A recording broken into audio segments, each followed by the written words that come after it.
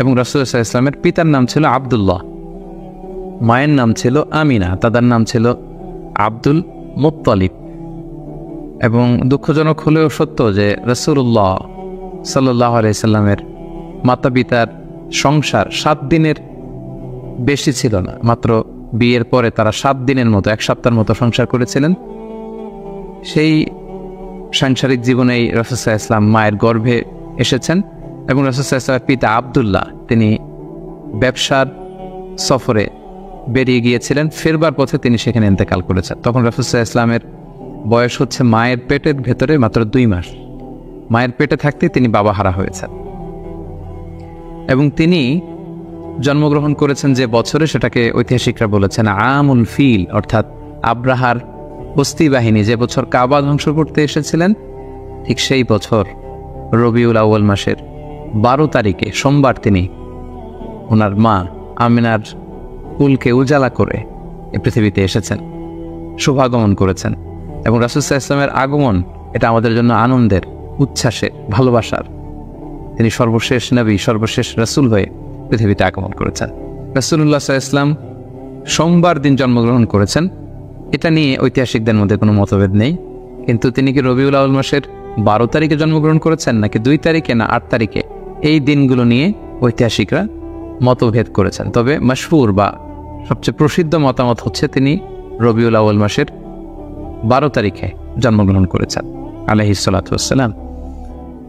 এবং রাসূলুল্লাহ সাল্লাল্লাহু আলাইহি ওয়াসাল্লামের এই জন্মের সালটাকে যদি আমরা খ্রিস্টাব্দ দিয়ে কনভার্ট করি তাহলে সেটা ছিল 571 খ্রিস্টাব্দ। এবং আমরা জানি যে তৎকালীন সময়ে সম্ভ্রান্ত ফ্যামিলির লোকেরা তাদের সন্তানদেরকে ব্রেস্ট ফিডিং উইমেনদের কাছে দিয়ে দিত, দুধ মা, তারা এসে তাদেরকে নিয়ে যেত। এবং রাসূল সাল্লাল্লাহু আলাইহি ওয়াসাল্লামকে হালিমাতুস সাদিয়া নামে একজন নারী, যিনি তায়েফ থেকে আরো 70 কিলো দূরে বনু সাদ এলাকা থেকে এসে তারা রাসূল সাল্লাল্লাহু আলাইহি ওয়াসাল্লামের দাদা আব্দুল মুত্তালিবের কাছ থেকে নিয়ে গিয়েছিল দুধ খাওয়ানোর জন্য। এবং সেটা তারা করতো এই কারণে যে যেহেতু মক্কা শহর, এখানে অনেক ব্যবসায়ীরা আসে, অনেক লোক আসে, এখানে আরবি ভাষার অনেক আঞ্চলিকতার একটা মিক্স আপ হয়ে গিয়েছিল। তাই বেদুইন এলাকাতে, একেবারে মরুদ্যান, মরুভূমি আছে, এরকম এলাকাতে যেই ট্রাইবস বা কবিলাগুলো আছে, সেখানে যদি ছেলেমেয়েরা বড় হয়, তাদের যেমনি স্বাস্থ্য ভালো থাকে, তাদের ভাষাটা যেমনি পিওর হয়, আরবি মুবিন, সুস্পষ্ট আরবি ভাষায় তারা কথা বলতে পারে। তো সম্ভ্রান্ত এবং ট্রেডিশনাল ফ্যামিলির লোকজন এটাই করত। তার ধারাবাহিকতায় রাসূল সাল্লাল্লাহু আলাইহি ওয়াসাল্লামকে বনু সাদ গোত্র থেকে এসে হালিমাতুস সাদিয়া বনু সাদ গোষ্ঠীর কাছে নিয়ে গেল যে তাকে লালন পালন করবে, কয়েক বছর দুধ খাওয়াবে। এটা ঘটেছিল তার জন্মের পরপরই। এবং রাসূল সাল্লাল্লাহু আলাইহি ওয়াসাল্লামের বয়স যখন 2, তখন অল্প কিছু দিনের জন্য হালিমাতুস সাদিয়া সেই বনু সাদ থেকে আবার মক্কায় নিয়ে এসেছিল, যাতে রাসূল সাল্লাল্লাহু আলাইহি ওয়াসাল্লামের মা আমিনা কিছুদিনের জন্য ছেলের সঙ্গ পান। কিছুদিন যখন আমিনা সঙ্গ পেল, তারপর আবার তাকে বনু সাদে নিয়ে যাওয়া হলো। এবং রাসূলুল্লাহ সাল্লাল্লাহু আলাইহি ওয়াসাল্লাম হালিমাতুস সাদিয়ার দুগ্ধ পান করতে লাগলেন। হালিমাতুস সাদিয়ার সন্তানদের সাথে মরুদ্যান, মরুভূমির সেই বেদুইন পরিবেশে বেড়ে উঠতে লাগলেন। সেখানকার যে পিওর ল্যাঙ্গুয়েজ আছে, আরবি ভাষা শিখতে লাগলেন। এবং রাসূল সাল্লাল্লাহু আলাইহি ওয়াসাল্লামের বয়স যখন 4, তখন তার প্রথম শকটা সাদার হয়েছে, যেটাকে সিনা চাক বলে, ওপেন হার্ট সার্জারি। রাসূল সাল্লাল্লাহু আলাইহি ওয়াসাল্লামের জীবনে মোট 3 বার এটা ঘটেছিল। বয়স যখন 4 তখন একবার, ওহী নাজিলের সময় একবার, মেরাজ যখন তিনি গিয়েছিলেন তখন একবার। রাসূল সাল্লাল্লাহু আলাইহি ওয়াসাল্লাম মরুভূমিতে বনু সাদ গোষ্ঠীর ছোট ছেলেদের সাথে খেলাধুলা করছিলেন। হঠাৎ জিবরাইল আলাইহিস সালাম এসে রাসূল সাল্লাল্লাহু আলাইহি ওয়াসাল্লামকে এক পাশে নিয়ে গলা থেকে শুরু করে নাভি পর্যন্ত ছিঁড়ে রাসূল সাল্লাল্লাহু আলাইহি ওয়াসাল্লামের হৃদয়টাকে বের করে জামজামের পানি দিয়ে ধৌত করে আবার ভেতরে ঢুকিয়ে দিলেন, এই জায়গাটাকে আবার মিলিয়ে ফেললেন, যেটা আধুনিক সময় আমরা এটাকে ওপেন হার্ট সার্জারি বলি। এই দৃশ্য হালিমাতুস সাদিয়ার ছেলেমেয়েরা দেখে ভয়ে দৌড়াতে লাগলো। মায়ের কাছে যেয়ে বলল, আমাদের কোরাইশি ভাই বোধহয় মারা গিয়েছে। হালিমাতুস সাদিয়া বিচলিত হয়ে আসলেন, দেখলেন যে না, মারা যায়নি, মুহাম্মদ, শিশু মুহাম্মদ, তিনি বিচলিত অবস্থায় আছেন। তারা ভয় পেয়ে গেলেন এবং ভাবলেন যে না, এই ছেলের যদি কিছু হয়ে যায় তাহলে তো এর দায়ভার আমার উপর আসবে, আমরা দিয়ে আসবো মুহাম্মদকে। রাসূল সাল্লাল্লাহু আলাইহি ওয়াসাল্লামের বয়স যখন 5, তখন হালিমাতুস সাদিয়া রাসূল সাল্লাল্লাহু আলাইহি ওয়াসাল্লামকে নিয়ে, ছোট্ট মুহাম্মদ সাল্লাল্লাহু আলাইহি ওয়াসাল্লামকে নিয়ে তার মায়ের কাছে দিয়ে আসলেন। যেহেতু 5 বছর বয়সে এখন তিনি সুস্পষ্ট আরবিতে কথা বলতে পারেন এবং দুধ খাওয়ানো তো সেই 2 বছর বয়সেই শেষ। তিনি মরুভূমির সুন্দর প্রকৃতিতে সুঠাম দেহ নিয়ে বড় হচ্ছেন, সুন্দর আরবি ভাষায় কথা বলতে পারেন। 5 বছর বয়সে মায়ের কাছে ফিরিয়ে দেয়া হলো। এবং রাসূল সাল্লাল্লাহু আলাইহি ওয়াসাল্লামের আম্মা আমিনা তিনি প্রতি বছর রাসূল সাল্লাল্লাহু আলাইহি ওয়াসাল্লামের বাবার কবর জিয়ারত করতে ইয়াসরিবে যেতেন, যেটা পরবর্তীতে মদিনা নামকরণ হবে, আমরা শুনব সেই ঘটনা। প্রতি বছর যেহেতু তিনি যান, রাসূল সাল্লাল্লাহু আলাইহি ওয়াসাল্লামকে যখন নিয়ে আসা হলো, তার পরের বছর তিনি রাসূল সাল্লাল্লাহু আলাইহি ওয়াসাল্লামকে নিয়ে রাসূল সাল্লাল্লাহু আলাইহি ওয়াসাল্লামের বাবার কবর জিয়ারত করতে গেলেন। রাসূল সাল্লাল্লাহু আলাইহি ওয়াসাল্লামের বয়স তখন 6 বছরের ছোট্ট বালক। জিয়ারত করলেন, জিয়ারত করে ফিরে আসার পথে রাসূল সাল্লাল্লাহু আলাইহি ওয়াসাল্লামের মাতা আমিনা তিনি মারা গেলেন মক্কা মদিনার মাঝখানে আবওয়া নামক জায়গায়। আল্লাহু আকবার। বয়স যখন মায়ের পেটে 2 মাস, বাবা হারা হলেন, পিতৃহারা। বয়স যখন মাত্র 6, মাতৃহারা, কমপ্লিট ইয়াতিম মুহাম্মদ সাল্লাল্লাহু আলাইহি ওয়াসাল্লাম, বাবা মা হারা। তখন সাথে উম্মে আইমান নামে একজন দাসী ছিল, যিনি রাসূল সাল্লাল্লাহু আলাইহি ওয়াসাল্লামকে খুব ভালোবাসতেন, মায়ের কষ্ট বুঝতে দেননি। সেখান থেকে নিয়ে দাদার কাছে মক্কায় চলে আসলেন। এবং রাসূল সাল্লাল্লাহু আলাইহি ওয়াসাল্লাম পরবর্তীতে বলেছিলেন, উম্মে আইমান ইয়া উম্মি বা'দা উম্মি, আমার মায়ের পরে উম্মে আইমানই আমার মা। সুবহান। মক্কাতে যখন নিয়ে আসা হলো রাসূল সাল্লাল্লাহু আলাইহি ওয়াসাল্লামকে, শিশু মুহাম্মদকে, তখন তার দাদা আব্দুল মুত্তালিব তার দেখভালের দায়িত্ব নিলেন। কিন্তু অবাক করা কাণ্ড হচ্ছে, রাসূল সাল্লাল্লাহু আলাইহি ওয়াসাল্লাম যখন মাত্র 8 বছর বয়সে উপনীত হলেন, তার দাদাও ইন্তেকাল করলেন। এবার মাও নেই, বাবাও নেই, দাদাও নেই। ঠিক তখন রাসূল সাল্লাল্লাহু আলাইহি ওয়াসাল্লাম তার চাচা আবু তালেবের কাছে মানুষ হতে লাগলেন। রাসূল সাল্লাল্লাহু আলাইহি ওয়াসাল্লাম তার বয়স যখন 12, তখন তার চাচা আবু তালেব রাসূল সাল্লাল্লাহু আলাইহি ওয়াসাল্লামকে নিয়ে ব্যবসার কাজে শাম দেশের দিকে রওনা হয়েছিলেন। আমরা সেখানে বুহাইরা আর রাহেব, যে খ্রিস্টান পাদ্রী, তার গুরু পাদ্রীর কাছে শুনেছিলেন যে শেষ জামানার নবী তার শৈশব বয়সে বা কৈশোর বয়সে এই মরুভূমির পাশ দিয়ে যাবে। এটা শোনার পর থেকে বুহাইরা বছরের পর বছর এখানে ধ্যানমগ্ন থাকতো এবং অপেক্ষা করত। লম্বা ঘটনা। সম্মানিত, শুধু আমরা বলে রাখি যে আমরা কোনো ঘটনাতেই লম্বা চূড়া ঢুকে যাব না, আমরা শুধু কখন কি ইনসিডেন্ট হয়েছিল সেটা একটু করে আপনাদের সাথে শেয়ার করবার চেষ্টা করব। বুহাইরা আর রাহেব তার চাচা আবু তালেবকে বলল, এই ছেলে মুহাম্মদ নবী হবে, তার ভবিষ্যৎ অনেক উজ্জ্বল, ইহুদিরা যাতে জানতে না পারে, তুমি ফিরে যাও। এই ঘটনাটা তার বয়স যখন 12 তখন ঘটেছিল। রাসূল সাল্লাল্লাহু আলাইহি ওয়াসাল্লামের বয়স যখন 13, তখন থেকে তিনি মক্কার লোকদের ছাগল চড়াতে শুরু করলেন, মেষ পালক হিসেবে ক্যারিয়ার শুরু করলেন। অল্প কিছু পারিশ্রমিকের বিনিময়ে তিনি এটা করতেন। এটা শুধু রাসূল সাল্লাল্লাহু আলাইহি ওয়াসাল্লামের জীবনীতেই নয়, সমস্ত আম্বিয়া আলাইহিস সালামের জীবনীতে এটা ঘটেছে। সেই বুখারীর বর্ণনা, প্রিয়নবী বলেন, মা বা'আসাল্লাহু নাবিয়্যান ইল্লা রাআল গানাম, এই পৃথিবীতে আল্লাহ এমন কোনো নবী পাঠাননি যাদেরকে দিয়ে আল্লাহ মেষ চড়ান। সুবহান। রাসূল সাল্লাল্লাহু আলাইহি ওয়াসাল্লাম এটা শুরু করেছিলেন। রাসূল সাল্লাল্লাহু আলাইহি ওয়াসাল্লামের বয়স যখন 20, তখন তিনি তরুণ যুবক। ওই বয়সে তিনি হিলফুল ফুজুল সংগঠন করেছিলেন, আরবিতে যেটাকে বলা হয় হালাফুল ফুদুল বা হালাফুল মুত্তাইয়িবিন, যুব সংগঠন করেছিলেন। এটার উদ্দেশ্য কি ছিল? যাতে মক্কাতে কেউ মাজলুম না হয়। এক লোক তার পণ্য বিক্রি করেছে, মক্কার এক সম্ভ্রান্ত লোক পণ্য কিনে টাকা দিতে চায় নাই। সে পাহাড়ে উঠে চিৎকার করে বলল, মক্কায় কি এমন ন্যায়পরায়ণ কেউ নেই যে আমার টাকাটা উদ্ধার করে দিতে পারে? রাসূল সাল্লাল্লাহু আলাইহি ওয়াসাল্লাম এই দৃশ্য দেখে কষ্ট পেলেন। তিনি প্রায় এরকম দৃশ্য দেখতেন যে জালিমরা অসহায় গরিব লোকদেরকে মক্কায় এভাবে ঠকাচ্ছে। তিনি তার চাচা জুবাইর ইবনে আব্দুল মুত্তালিব সহ ওনাদের সমবয়স্ক ইয়াংদেরকে নিয়ে একটা সোসাইটি করলেন। এই সোসাইটির নাম তারা দিলেন হালাফুল ফুদুল, যেটা বাংলায় আমরা হিলফুল ফুজুল বলি। এবং তারা এই সংগঠনের নাম দিয়েছিলেন হালাফুল মুত্তাইয়িবিন। বেসিকলি তারা আরব দেশের ট্রেডিশন ছিল, তারা যখন সংঘবদ্ধ হতো তারা এক গামলা রঙের ভেতরে হাত ঢুকিয়ে দিয়ে তারা পাথরের মধ্যে হাতের ছাপ দিত। সবাই এভাবে হাতের ছাপ দিয়ে তারা প্রমাণ দিত যে আমরা ঐক্যবদ্ধ, সংঘবদ্ধ আছি। তো এভাবে রাসূল সাল্লাল্লাহু আলাইহি ওয়াসাল্লাম যখন এই যুব সংগঠন করলেন, তখন আর জালিমরা সাহস পেল না গরিবদেরকে ঠকাতে, এবং তারা গরিবদের হক এভাবে উদ্ধার করে দিত। সুবহানাল্লাহ। রাসূল সাল্লাল্লাহু আলাইহি ওয়াসাল্লামের বয়স যখন 25, তখন তিনি দ্বিতীয়বারের জন্য মক্কার বাইরে গেলেন। শাম দেশে তিনি ব্যবসায়িক কাজে গেলেন, এবং সেটা ছিল মূলত খাদিজাতুল কুবরা রাদিয়াল্লাহু তাআলা আনহা, যিনি মক্কার একজন সম্ভ্রান্ত নারী ছিলেন। তিনি সম্পদ বা অর্থ ইনভেস্ট করেছিলেন এবং রাসূল সাল্লাল্লাহু আলাইহি ওয়াসাল্লাম তার হয়ে তার প্রোডাক্টগুলো নিয়ে বিক্রির জন্য গিয়েছিলেন। এবং তিনি সফর শেষে অঢেল সম্পদ, অঢেল অর্থ করি তিনি প্রফিট করে দিয়েছিলেন অন বিহাফ অফ খাদিজা রাদিয়াল্লাহু তাআলা। খাদিজা রাদিয়াল্লাহু তাআলা আনহা এটা দেখে খুব খুশি হয়েছিলেন এবং রাসূল সাল্লাল্লাহু আলাইহি ওয়াসাল্লামের যে পোর্শন সেটাও রাসূল সাল্লাল্লাহু আলাইহি ওয়াসাল্লাম পেয়েছিল। এই সফরে, এই ব্যবসায়িক সফরে খাদিজা রাদিয়াল্লাহু তাআলা আনহার একজন দাসী ছিল, নাম মাইসারা। তিনি ছিলেন সফর সঙ্গে, কাফেলার মধ্যে তিনিও ছিলেন। সফর শেষে যখন রাসূল সাল্লাল্লাহু আলাইহি ওয়াসাল্লাম অনেক লাভ করে, প্রফিট করে ফিরলেন, তখন খাদিজা রাদিয়াল্লাহু তাআলা আনহা খুব খুশি হলেন এবং মাইসারা তখন খাদিজাকে জানান দিল যে, খাদিজা, এই মানুষ মুহাম্মদ কোনো সাধারণ মানুষ নন। খাদিজা বললেন, তাই নাকি? কি দেখেছ তুমি এই থ্রু আউট দ্য জার্নি, এই পুরো সফরে তুমি কি খেয়াল করেছ? তিনি বললেন যে মুহাম্মাদের চলন বলন কথা এটা আলাদা, অন্য সবার চেয়ে, কাফেলার প্রত্যেকটা পুরুষের চেয়ে আলাদা। তিনি অন্যরকম, তিনি সাধারণ কোনো মানুষ নন, অসাধারণ একজন মানুষ। তার কথা বার্তা, তার চলা ফেরা, তার আচরণ, তার ডিলিংস, তার বুদ্ধিমত্তা অসাধারণ। মাইসারা যখন এই কথা বলল তখন খাদিজাতুল কুবরা তিনি রাসূল সাল্লাল্লাহু আলাইহি ওয়াসাল্লামের প্রতি আকৃষ্ট হলেন। তার একজন কাছের বান্ধবীর কাছে শেয়ার করলেন। তারা সবাই মিলে রাসূল সাল্লাল্লাহু আলাইহি ওয়াসাল্লামের চাচাদের কাছে যেয়ে বললেন যে, রাসূল সাল্লাল্লাহু আলাইহি ওয়াসাল্লামকে খাদিজা পছন্দ করে, আমরা বিয়ের ব্যাপারে ভাবতে পারি কিনা। চাচারা রাসূল সাল্লাল্লাহু আলাইহি ওয়াসাল্লামকে জানালেন, রাসূল সাল্লাল্লাহু আলাইহি ওয়াসাল্লাম এগ্রি করলেন। এই 25 বছর বয়সে রাসূল সাল্লাল্লাহু আলাইহি ওয়াসাল্লাম তার প্রথম বিয়েটি সম্পন্ন করলেন, আলহামদুলিল্লাহ।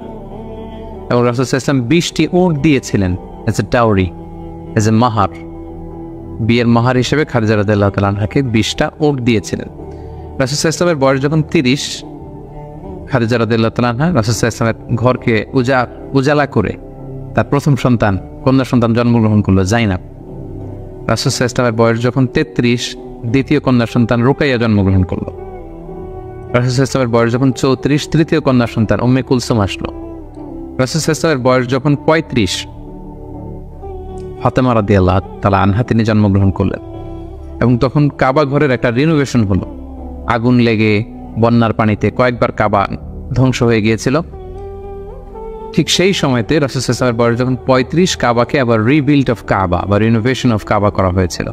ইব্রাহিম আলাইহিস সালামের যে ভিত্তির উপর কাবা তৈরি করেছিলেন, সেই ভিত্তি ঠিক রেখে পাথর এনে কাবা নির্মাণ করা হয়েছিল।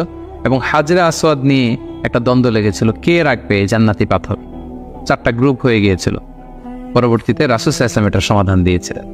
রাসূলুল্লাহ সাল্লাল্লাহু আলাইহি ওয়াসাল্লামের বয়স যখন 37 বছর, তখন থেকে তিনি একাকী নির্জনে ইবাদত করতেন, ধ্যানমগ্ন থাকতেন। হুব্বিবা ইলাইহিল খালা, নিঃসঙ্গত তার কাছে প্রিয় করে দেয়া হলো।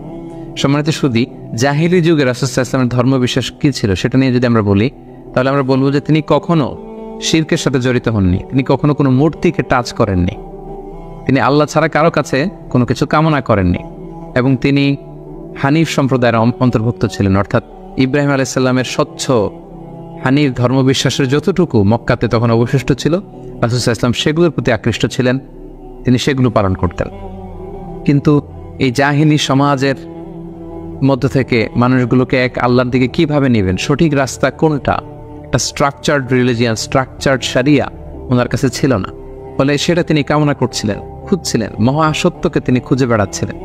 এজন্য ওনার বয়স যখন 37 ইয়ার্স ওল্ড, তখন হুব্বিবা ইলাইহিল খালা, নিঃসঙ্গতা, একাকী ধ্যান করা, এই মহাবিশ্ব নিয়ে গবেষণা করা, এই মহাবিশ্বের স্রষ্টাকে কিভাবে আরও তার সান্নিধ্য পাওয়া যায় সেটা নিয়ে তিনি চিন্তা গবেষণা করছিলেন।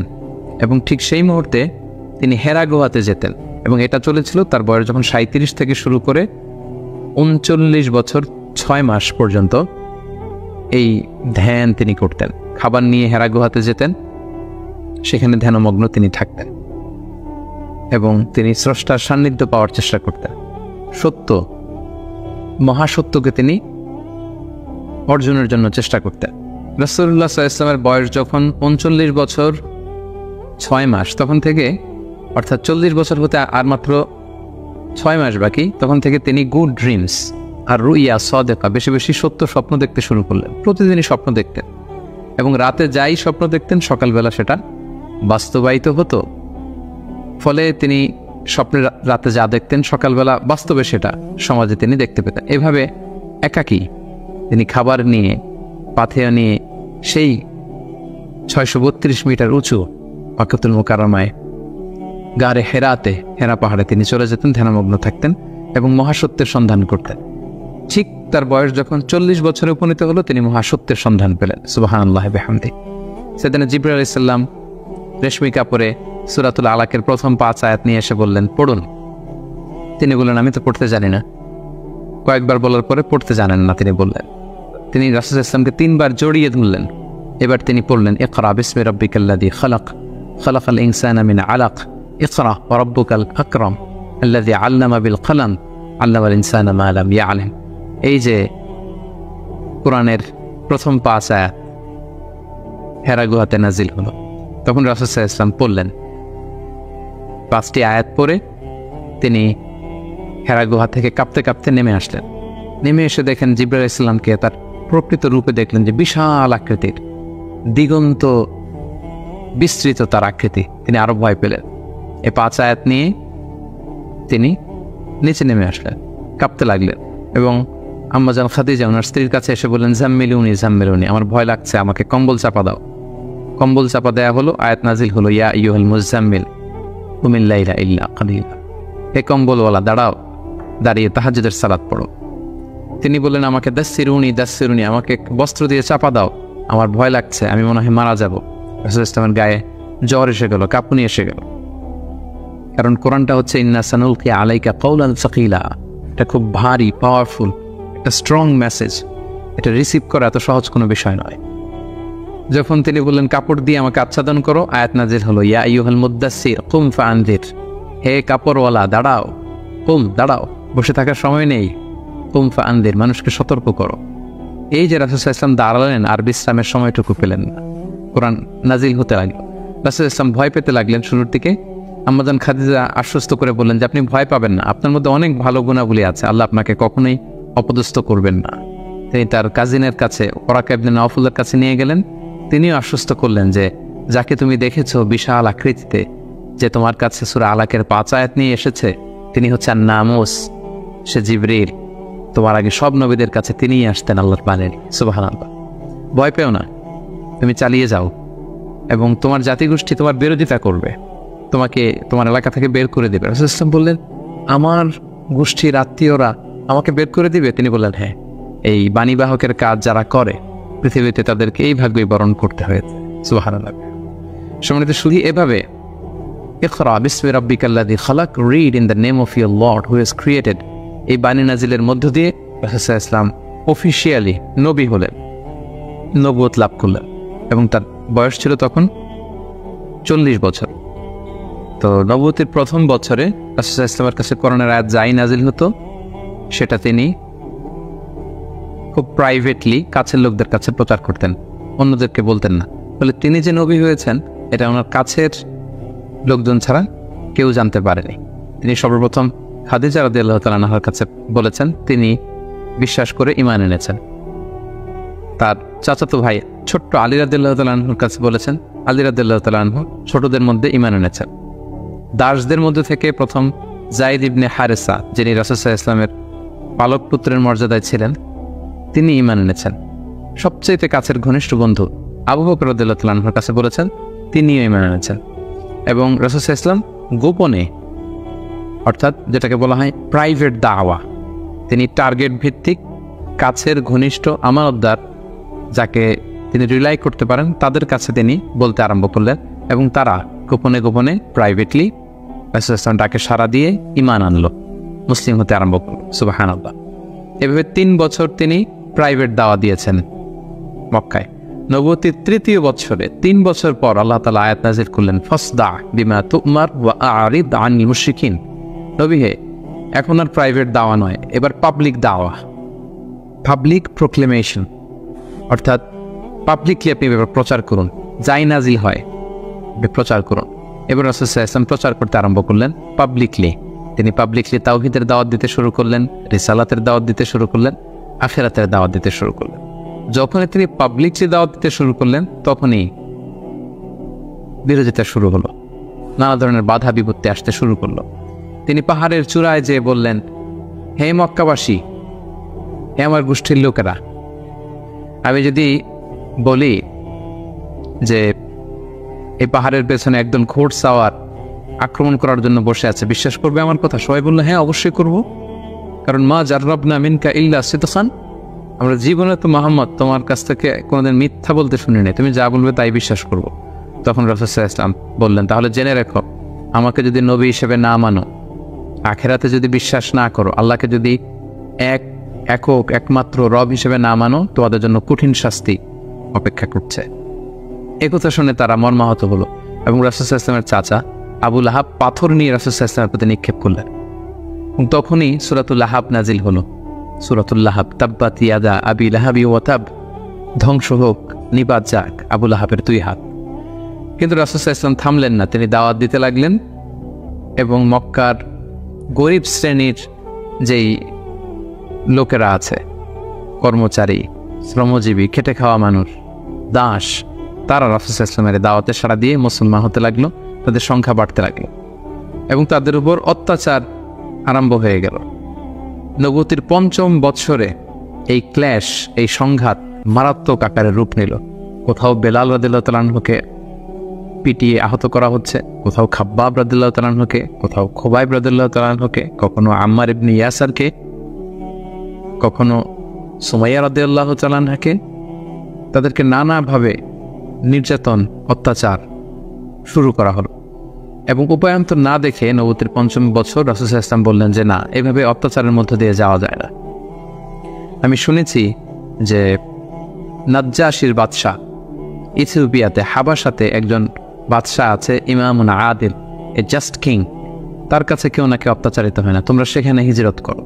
নবুয়তির 5ম বৎসর একটা বিশাল সংখ্যক মুসলিম সাহাবী তারা আবিসিনিয়াতে হিজরত করলো এবং এই বছরই পাপিষ্ঠ আবু জাহাল বর্ষার আঘাতে ইসলামের প্রথম নারী শাহিদা সুমাইয়া রাদিয়াল্লাহু তাআলা আনহাকে তিনি শহীদ করে দিয়েছিলেন, হত্যা করেছিলেন। এভাবে খুব কঠিন মুহূর্ত যখন যাচ্ছিল মুসলিমদের উপর, মুসলিমদের একটা অংশ আবিসিনিয়াতে হিজরত করলো, রাসূল সাল্লাল্লাহু আলাইহি ওয়াসাল্লাম অন্যান্যদেরকে নিয়ে কষ্ট সহ্য করেও মক্কাতে অবস্থান করলেন। ঠিক ওই মুহূর্তে একটা আশার বাণী নিয়ে আসলো আমির হামজা, রাসূল সাল্লাল্লাহু আলাইহি ওয়াসাল্লামের চাচার ইসলাম গ্রহণ এবং ওমরে ফারুকের ইসলাম। সুবহানাল্লাহ। তারা যখন ইসলাম ধর্ম গ্রহণ করলো তখন মক্কার কুরাইশরা একটু নড়ে চড়ে বসলো, কারণ তারা তখন পাবলিকলি কয়েকজন একসাথে মিলে 2টা লাইন করে মিছিল দিতে শুরু করলো, আল্লাহু আকবার, আল্লাহু আকবার, তাকবীর দিতে দিতে তারা কাবা পর্যন্ত গেল। এবং এই দৃশ্য যখন মক্কার কাফিররা দেখলো তখন তারা বলতে আরম্ভ করলো, না, এটাকে যে কোনো মূল্যে থামাতে হবে। রাসূল সাল্লাল্লাহু আলাইহি ওয়াসাল্লামকে তারা প্রপোজ করলো, তুমি নারী চাও মুহাম্মদ, তোমাকে আরব সুন্দরী নারী এনে দেব, তুমি সম্পদ চাও, সম্পদ দেব, ক্ষমতা চাও, ক্ষমতা দেব, কিন্তু এই নতুন যেই দাওয়াত দিচ্ছে তুমি এটা বন্ধ করো। রাসূল সাল্লাল্লাহু আলাইহি ওয়াসাল্লাম বললেন, তোমরা যদি আমার ডান হাতে লাওয়াদাউ শামসা ফি ইয়ামিনি ওয়াল কামারা ফি ইয়াসারি, ডান হাতে যদি তোমরা সূর্য এনে দাও, বাঁ হাতে যদি আমাকে চাঁদ এনে দাও, তারপরেও এই দাওয়াত থেকে, আমার এই মিশন থেকে আমি এক চুল পরিমাণে পেছনে যাব না। এবার আবু জাহেল, উতবা, শাইবা, ওয়ালিদ ইবনে মুগীরা তারা সিদ্ধান্ত নিল, না, মুহাম্মদকে থামাতে হলে আমাদেরকে অন্য স্ট্র্যাটেজিতে যেতে হবে, তাদেরকে বয়কট করতে হবে। এবং তারা তখন প্রপোজ করলো যে আমরা বয়কট করব। আবু তালেবকে বলল, আবু তালেব, তোমার ভাতিজা তোমার শেল্টারে আমাদের সমাজে বিশৃঙ্খলা তৈরি করছে, নতুন ধর্মের দাওয়াত দিচ্ছে, ভাই মুহাম্মদকে আমাদের হাতে তুলে দাও, তা না হলে তোমাদেরকে আমরা বয়কট করতে বাধ্য হব। আবু তালেব বললেন যে না, পিতাহারা মাতাহারা মুহাম্মদকে আমি ছোটবেলা থেকে লালন পালন করেছি, আমার ভাতিজার কোনো ক্ষতি আমি হতে দিব না। তারা বয়কটের ঘোষণা দিল। তারা বলল, আমরা সবাই মিলে ইবনু হাশিমকে বয়কট করলাম, তোমাদের সাথে আমাদের কোনো বিবাহ হবে না, কোনো অর্থনৈতিক চুক্তি হবে না, আমরা কোনো পণ্য বিক্রি করব না, তোমাদের থেকে কিনবো না, কথা বলবো না, তোমাদেরকে বয়কট। 3 বছর শিয়াবে আবি তালেবে রাসূল সাল্লাল্লাহু আলাইহি ওয়াসাল্লামের চাচা এবং মুসলিমরা এই বয়কটের মধ্যে ছিলেন। প্রথম বছর তারা ছাগল পালতো, যেহেতু ছাগল জবাই করে খেয়েছে। তারপরের বছর ছাগলের চামড়া, এবং অনেক সাহাবী ছাগলের চামড়া, গাছের ছাল খেয়ে বেহুশ হয়ে থাকতো, যেহেতু কোনো খাবার দাবারের ব্যবস্থা ছিল না। ঠিক নবুয়তের 7ম বৎসরে এই বয়কট শুরু হলো 10ম বৎসর পর্যন্ত। 3টি বছর তারা এই বয়কটের মধ্যে দিয়ে গিয়েছে। এবং রাসূল সাল্লাল্লাহু আলাইহি ওয়াসাল্লাম নবুয়তের 10ম বৎসরে চাচা আবু তালেবকে বললেন যে, চাচা, আল্লাহ তাআলা আমাকে জানিয়েছেন যে তারা যে বয়কটের যে ধারাগুলো লিখেছিল যে আমাদের কাছে পণ্য বিক্রি করবে না, আমাদের সাথে বিয়ে শাদী হবে না, কথাবার্তা হবে না, এবং ধারাগুলো লিখে তারা একটা কাগজে এটাকে কাবা ঘরের ছাদের উপরে ঝুলিয়ে দিয়েছিল। রাসূল সাল্লাল্লাহু আলাইহি ওয়াসাল্লাম বললেন যে চাচা আপনি তাদের কাছে যান, যে বলুন যে আল্লাহ তাআলা আমাকে জানিয়েছে উই পোকা এসে তাদের ধারার প্রতিটি কথা উই পোকা খেয়ে ফেলেছে, সেখানে শুধু আল্লাহ এই শব্দটা অবশিষ্ট আছে। আমি যদি নবী না হই তাহলে তো এটা আমার পক্ষে বলা সম্ভব না। আবু তালেব যে বললেন শোনো, আমার ভাতিজা মোহাম্মদ বলেছে যে তোমাদের ধারার প্রতিটি কথা উই পোকা খেয়ে ফেলেছে, যেটা তোমরা কাবা ঘরে লটকে রেখেছো গত 3 বছর, যাও যেয়ে দেখো। যদি দেখো মোহাম্মদ যা জানিয়েছে এটা মিথ্যা, তাহলে মোহাম্মদকে তোমাদের হাতে তুলে দেবো, আর যদি সত্য হয় তাহলে এই বয়কট তোমরা ভেঙে দিতে হবে। তারা যে তাই দেখলো, রাসূল সাল্লাল্লাহু আলাইহি ওয়াসাল্লাম যেমনটি বলেছেন, কোনো লেখা সেই নথিপত্রে নেই শুধু আল্লাহ নামটি ছাড়া। এটা দেখে তাদের কারো কারোর মধ্যে ভয় আসলো যে না, এতটা আমাদের আত্মীয়, এরা একই বংশের লোক, একই সমাজের লোক, এটা করা ঠিক হবে না। নবুয়তির 10ম বৎসর এই বয়কটকে তারা উঠিয়ে নিল। কিন্তু তার চেয়েও দুঃখজনক ঘটনা আমাদের জন্য সামনে অপেক্ষা করছে, সেটা হচ্ছে নবুয়তির 10ম বৎসর রাসূল সাল্লাল্লাহু আলাইহি ওয়াসাল্লামের এই চাচা আবু তালেব ইন্তেকাল করলো, যিনি রাসূল সাল্লাল্লাহু আলাইহি ওয়াসাল্লামকে পলিটিক্যাল শেল্টার দিতেন এবং রাসূল সাল্লাল্লাহু আলাইহি ওয়াসাল্লামকে ঘরে যিনি শক্তি যোগাতেন, সাহস যোগাতেন এবং ফিনান্সিয়াল সাপোর্ট দিতেন, তার সেই প্রিয়তম স্ত্রী খাদিজা রাদিয়াল্লাহু তাআলা আনহা নবুয়তির 10ম বৎসরে চাচার ইন্তেকালের 6 মাস পরে ইন্তেকাল করলেন। রাসূল সাল্লাল্লাহু আলাইহি ওয়াসাল্লাম তখন সাউদা বিনতে জামাআ রাদিয়াল্লাহু তাআলা আনহাকে বিয়ে করলেন। আয়েশা রাদিয়াল্লাহু তাআলা আনহার সাথে বিয়ের কন্ট্রাক্ট অর্থাৎ আকদ হলো, কিন্তু সংসার শুরু হয়নি। কিন্তু এখন তো রাসূল সাল্লাল্লাহু আলাইহি ওয়াসাল্লামকে বাঁচানোর মতো কেউ নেই, শেল্টার দেওয়ার মতো কেউ নেই। এখন তো যে কেউ রাসূল সাল্লাল্লাহু আলাইহি ওয়াসাল্লামের উপর অ্যাটাক করতে পারে। তাই রাসূল সাল্লাল্লাহু আলাইহি ওয়াসাল্লাম পাশের শহর টুইন সিটি তায়েফে চলে গেলেন। তায়েফের লোকদেরকে দাওয়াত দিলেন। নবুয়তির 10ম বছরেই তিনি তায়েফে চলে গেলেন। কিন্তু আমরা তায়েফের ঘটনা জানি। To make the long story short, সেখানে তিনি রিজেক্টেড হলেন, পাথর মারা হলো, রক্তাক্ত হয়ে তিনি ফিরে আসলেন এক খেজুর বাগানের ভেতরে। ফজরের সময় তিনি যখন তেলাওয়াত করছিলেন, একদল জিন যাচ্ছিল এবং তারা রাসূল সাল্লাল্লাহু আলাইহি ওয়াসাল্লামের কণ্ঠে তেলাওয়াত শুনে জিন জাতি ঈমান এনে ফেলল। আল্লাহ তাআলা বোঝাতে চাইলেন, নবী হে, মক্কায় নির্যাতিত হয়ে তায়েফে গিয়েছেন, তায়েফে রক্তাক্ত হয়েছেন, রিজেক্টেড হয়েছেন, তায়েফের লোকের আপনার কথা শুনেনি, কিন্তু অদৃশ্য জগতের এক জাতি, জিন জাতি, আপনার এই কথা শুনে ঈমান এনে মুসলমান হয়ে গিয়েছে। সুবহানাল্লাহ। তায়েফে যখন তিনি রিজেক্টেড হলেন, এবার তিনি কোথায় যাবেন? মক্কাতে আসলে এখানে মৃত্যু অপেক্ষা করছে। তায়েফে তিনি আশ্রয় পেলেন না। এবার তিনি মক্কার অনতি দূরে দাঁড়িয়ে একজন লোককে পাঠালেন যে যাও, যে বলো যে কেউ কি নেই আমাকে শেল্টার দিবে। আমার তো এটা আমার শেকড়, জন্মভূমি, আমার বাবা দাদা সবাই এ এলাকার, আমার স্মৃতি, শৈশব কৈশোর সব এখানে। আমি তো তোমাদের সাথে কোনো খারাপ আচরণ কখনো করিনি, কাউকে ঠকাইনি। আমাকে থাকবার জন্য কি কেউ আশ্রয় দিবে না? কেউ তখন আবু জাহেল, উতবা, সাইবার ভয়ে রাসূল সাল্লাল্লাহু আলাইহি ওয়াসাল্লামকে আমান বা সিকিউরিটি দিতে রাজি হলো না। একজন লোক ছাড়া, তিনি হচ্ছেন মুতিঈম ইবনে আদি। যদিও সে মুশরিক, কিন্তু রাসূল সাল্লাল্লাহু আলাইহি ওয়াসাল্লামকে শেল্টার বা আমান দেওয়ার জন্য রাজি হলো। আল্লাহর মেহেরবানি, এই মুশরিক মুতিঈম ইবনে আদির শেল্টারে রাসূল সাল্লাল্লাহু আলাইহি ওয়াসাল্লাম মক্কায় ঢুকলেন, তাওয়াফ করলেন, মক্কায় থাকতে আরম্ভ করলেন। কিন্তু মক্কার পরিবেশ পরিস্থিতি মোটেও রাসূল সাল্লাল্লাহু আলাইহি ওয়াসাল্লামের অনুকূলে নয়। রাসূল সাল্লাল্লাহু আলাইহি ওয়াসাল্লাম খুব কষ্টে দিনাতিপাত করতে লাগলেন। কিছুদিন আগে চাচা হারিয়েছেন, ঘরের স্ত্রী খাদিজা রাদিয়াল্লাহু তাআলা আনহাকে হারিয়েছেন, তায়েফে যে নির্যাতিত হয়েছেন, ডানে বায়ে সামনে পেছনে সাহস যোগানোর মতো কেউ নেই। রাসূল সাল্লাল্লাহু আলাইহি ওয়াসাল্লামের হৃদয়টা ভেঙে চুরমার খান খান। ঠিক সে মুহূর্তে নবুয়তির 11তম বৎসরে রাসূল সাল্লাল্লাহু আলাইহি ওয়াসাল্লামের হৃদয়টাকে আনন্দ দিয়ে ভরে দেবার জন্য স্পেশাল মিটিংয়ে রাসূল সাল্লাল্লাহু আলাইহি ওয়াসাল্লামকে ডেকে নিলেন আল্লাহ তাআলা তার আরশে। আল্লাহ তাআলা নাজিল করলেন, সুবহানাল্লাযী আসরা বিআবদিহি লাইলাম মিনাল মাসজিদিল হারাম ইলাল মাসজিদিল আকসা। তিনি মসজিদে হারাম থেকে এক রাত্রিবেলা রাসূল সাল্লাল্লাহু আলাইহি ওয়াসাল্লামকে জিবরাইল আলাইহিস সালামের মারফত তিনি মসজিদে আকসায় নিলেন। সেখান থেকে 7 আকাশ ভ্রমণ করিয়ে আল্লাহর আরশে নিয়ে গেলেন। সুবহানাল্লাহ। সেখানে সালাত ফরজ করা হলো। রাসূল সাল্লাল্লাহু আলাইহি ওয়াসাল্লামের সাথে একান্তে আল্লাহ তাআলা কথোপকথন করলেন। রাসূল সাল্লাল্লাহু আলাইহি ওয়াসাল্লামের মন ভালো করে দিলেন। মেরাজ থেকে তিনি ফিরে আসলেন, কিন্তু এখন যাবেন কোথায়? মক্কায় তো থাকার পরিবেশ নেই। তখন তিনি ওনার গ্লোবাল নেভিগেশন এটা বাড়ানোর জন্য ট্রাই করলেন যে ফরেন লোক আমি পাই কিনা, যে বিদেশে কোথাও যেয়ে থাকা যায় কিনা প্রবাসে। রাসূল সাল্লাল্লাহু আলাইহি ওয়াসাল্লাম তখন হজের মৌসুমটাকে বেছে নিলেন, কারণ হজে মক্কায় হাজার হাজার লোক চারদিক থেকে আসতো এবং হজের মৌসুমগুলোতে আবু জাহেল, উতবা, সাইবা, ওয়ালিদ ইবনে মুগীরা তারা মক্কায় প্রবেশের যে প্রধান ফটক বা গেটে সেখানে দাঁড়িয়ে হাজিদেরকে বলতো, খবরদার, মক্কার যেখানে মনে চায় যাও, মানাসিকুল হজ পালন করো, কিন্তু মক্কায় একজন পাগল আছে, তার নাম মোহাম্মদ, তার কাছে যেও না, সে এমন কথা বলবে তোমাকেও পাগল বানায় ফেলবে। আমরা জানি যে আল ইনসানু হারিসুন আলা মা মুনিআ, মানুষকে যেটা থেকে বারণ করা হয় মানুষের সেটার ব্যাপারে আগ্রহ থাকে বেশি। সবাই তখন মক্কায় যে খুঁজতে আরম্ভ করলো যে কে এই মোহাম্মদ। যারা রাসূল সাল্লাল্লাহু আলাইহি ওয়াসাল্লামের কাছে আসতো, রাসূল সাল্লাল্লাহু আলাইহি ওয়াসাল্লাম তাদেরকে আল্লাহ নাজিল করা কোরআন তেলাওয়াত শোনায় দিতেন, এবং রাসূল সাল্লাল্লাহু আলাইহি ওয়াসাল্লামের কণ্ঠে কোরআন তেলাওয়াত শুনে এরকম অনেক ভিনদেশী মুসলমান হয়ে গিয়েছিল। কিন্তু রাসূল সাল্লাল্লাহু আলাইহি ওয়াসাল্লামের তো একটা সেটেলমেন্ট লাগবে। কোথায় যাবেন তিনি? তিনি মিনাতে এবং আকাবাতে খুঁজতে আরম্ভ করলেন। নবুয়তির 11তম বছরে খুঁজতে খুঁজতে হঠাৎ মিনার একটা টেন্টে, তাঁবুতে তিনি ঢুকলেন। 6 জন লোক সেখানে বসা। রাসূল ইসলাম জিজ্ঞেস করলেন, তোমরা কারা? তারা বলল, আমরা খাজরাজ গোষ্ঠীর মানুষ, ইয়াসরিব আমাদের বাড়ি। মদিনার পূর্ব নাম ছিল ইয়াসরিব। তাদের সংখ্যা ছিল মাত্র 6 জন। সুবহানাল্লাহ। আসলে পৃথিবীতে যত বড় কাজ হয়েছে, যত বিপ্লব হয়েছে, এগুলো কিন্তু হয়েছে সামান্য কয়েকজন লোক থেকে শুরু হয়েছে, পরে এটা বিপ্লবের রূপ নিয়েছে। এই যে দেখেন, ঈমানের বীজ আল্লাহ তাআলা কিভাবে এই 6 জন লোকের মাধ্যমে মদিনাতে পৌঁছাবে। রাসূল সাল্লাল্লাহু আলাইহি ওয়াসাল্লাম বললেন, তোমরা খাজরাজের 6 জন? কোন খাজরাজ, কোন ইয়াসরিব? ওই যে ইয়াসরিবের পাশে ইহুদিরা বাস করে? তারা বললেন হ্যাঁ। রাসূল সাল্লাল্লাহু আলাইহি ওয়াসাল্লাম বললেন, তোমাদের কি কিছু সময় হবে, আমি তোমাদের কিছু শোনাবো? তারা বললেন হ্যাঁ, শোনান। রাসূল সাল্লাল্লাহু আলাইহি ওয়াসাল্লাম কোরআনের আয়াত তেলাওয়াত করলেন। তারা যতই শুনতে লাগলো, অভিভূত হতে লাগলো, মোহিত হতে লাগলো। রাসূল সাল্লাল্লাহু আলাইহি ওয়াসাল্লামের হাতে হাত রেখে শাহাদা পড়ে তারা মুমিন হয়ে গেল।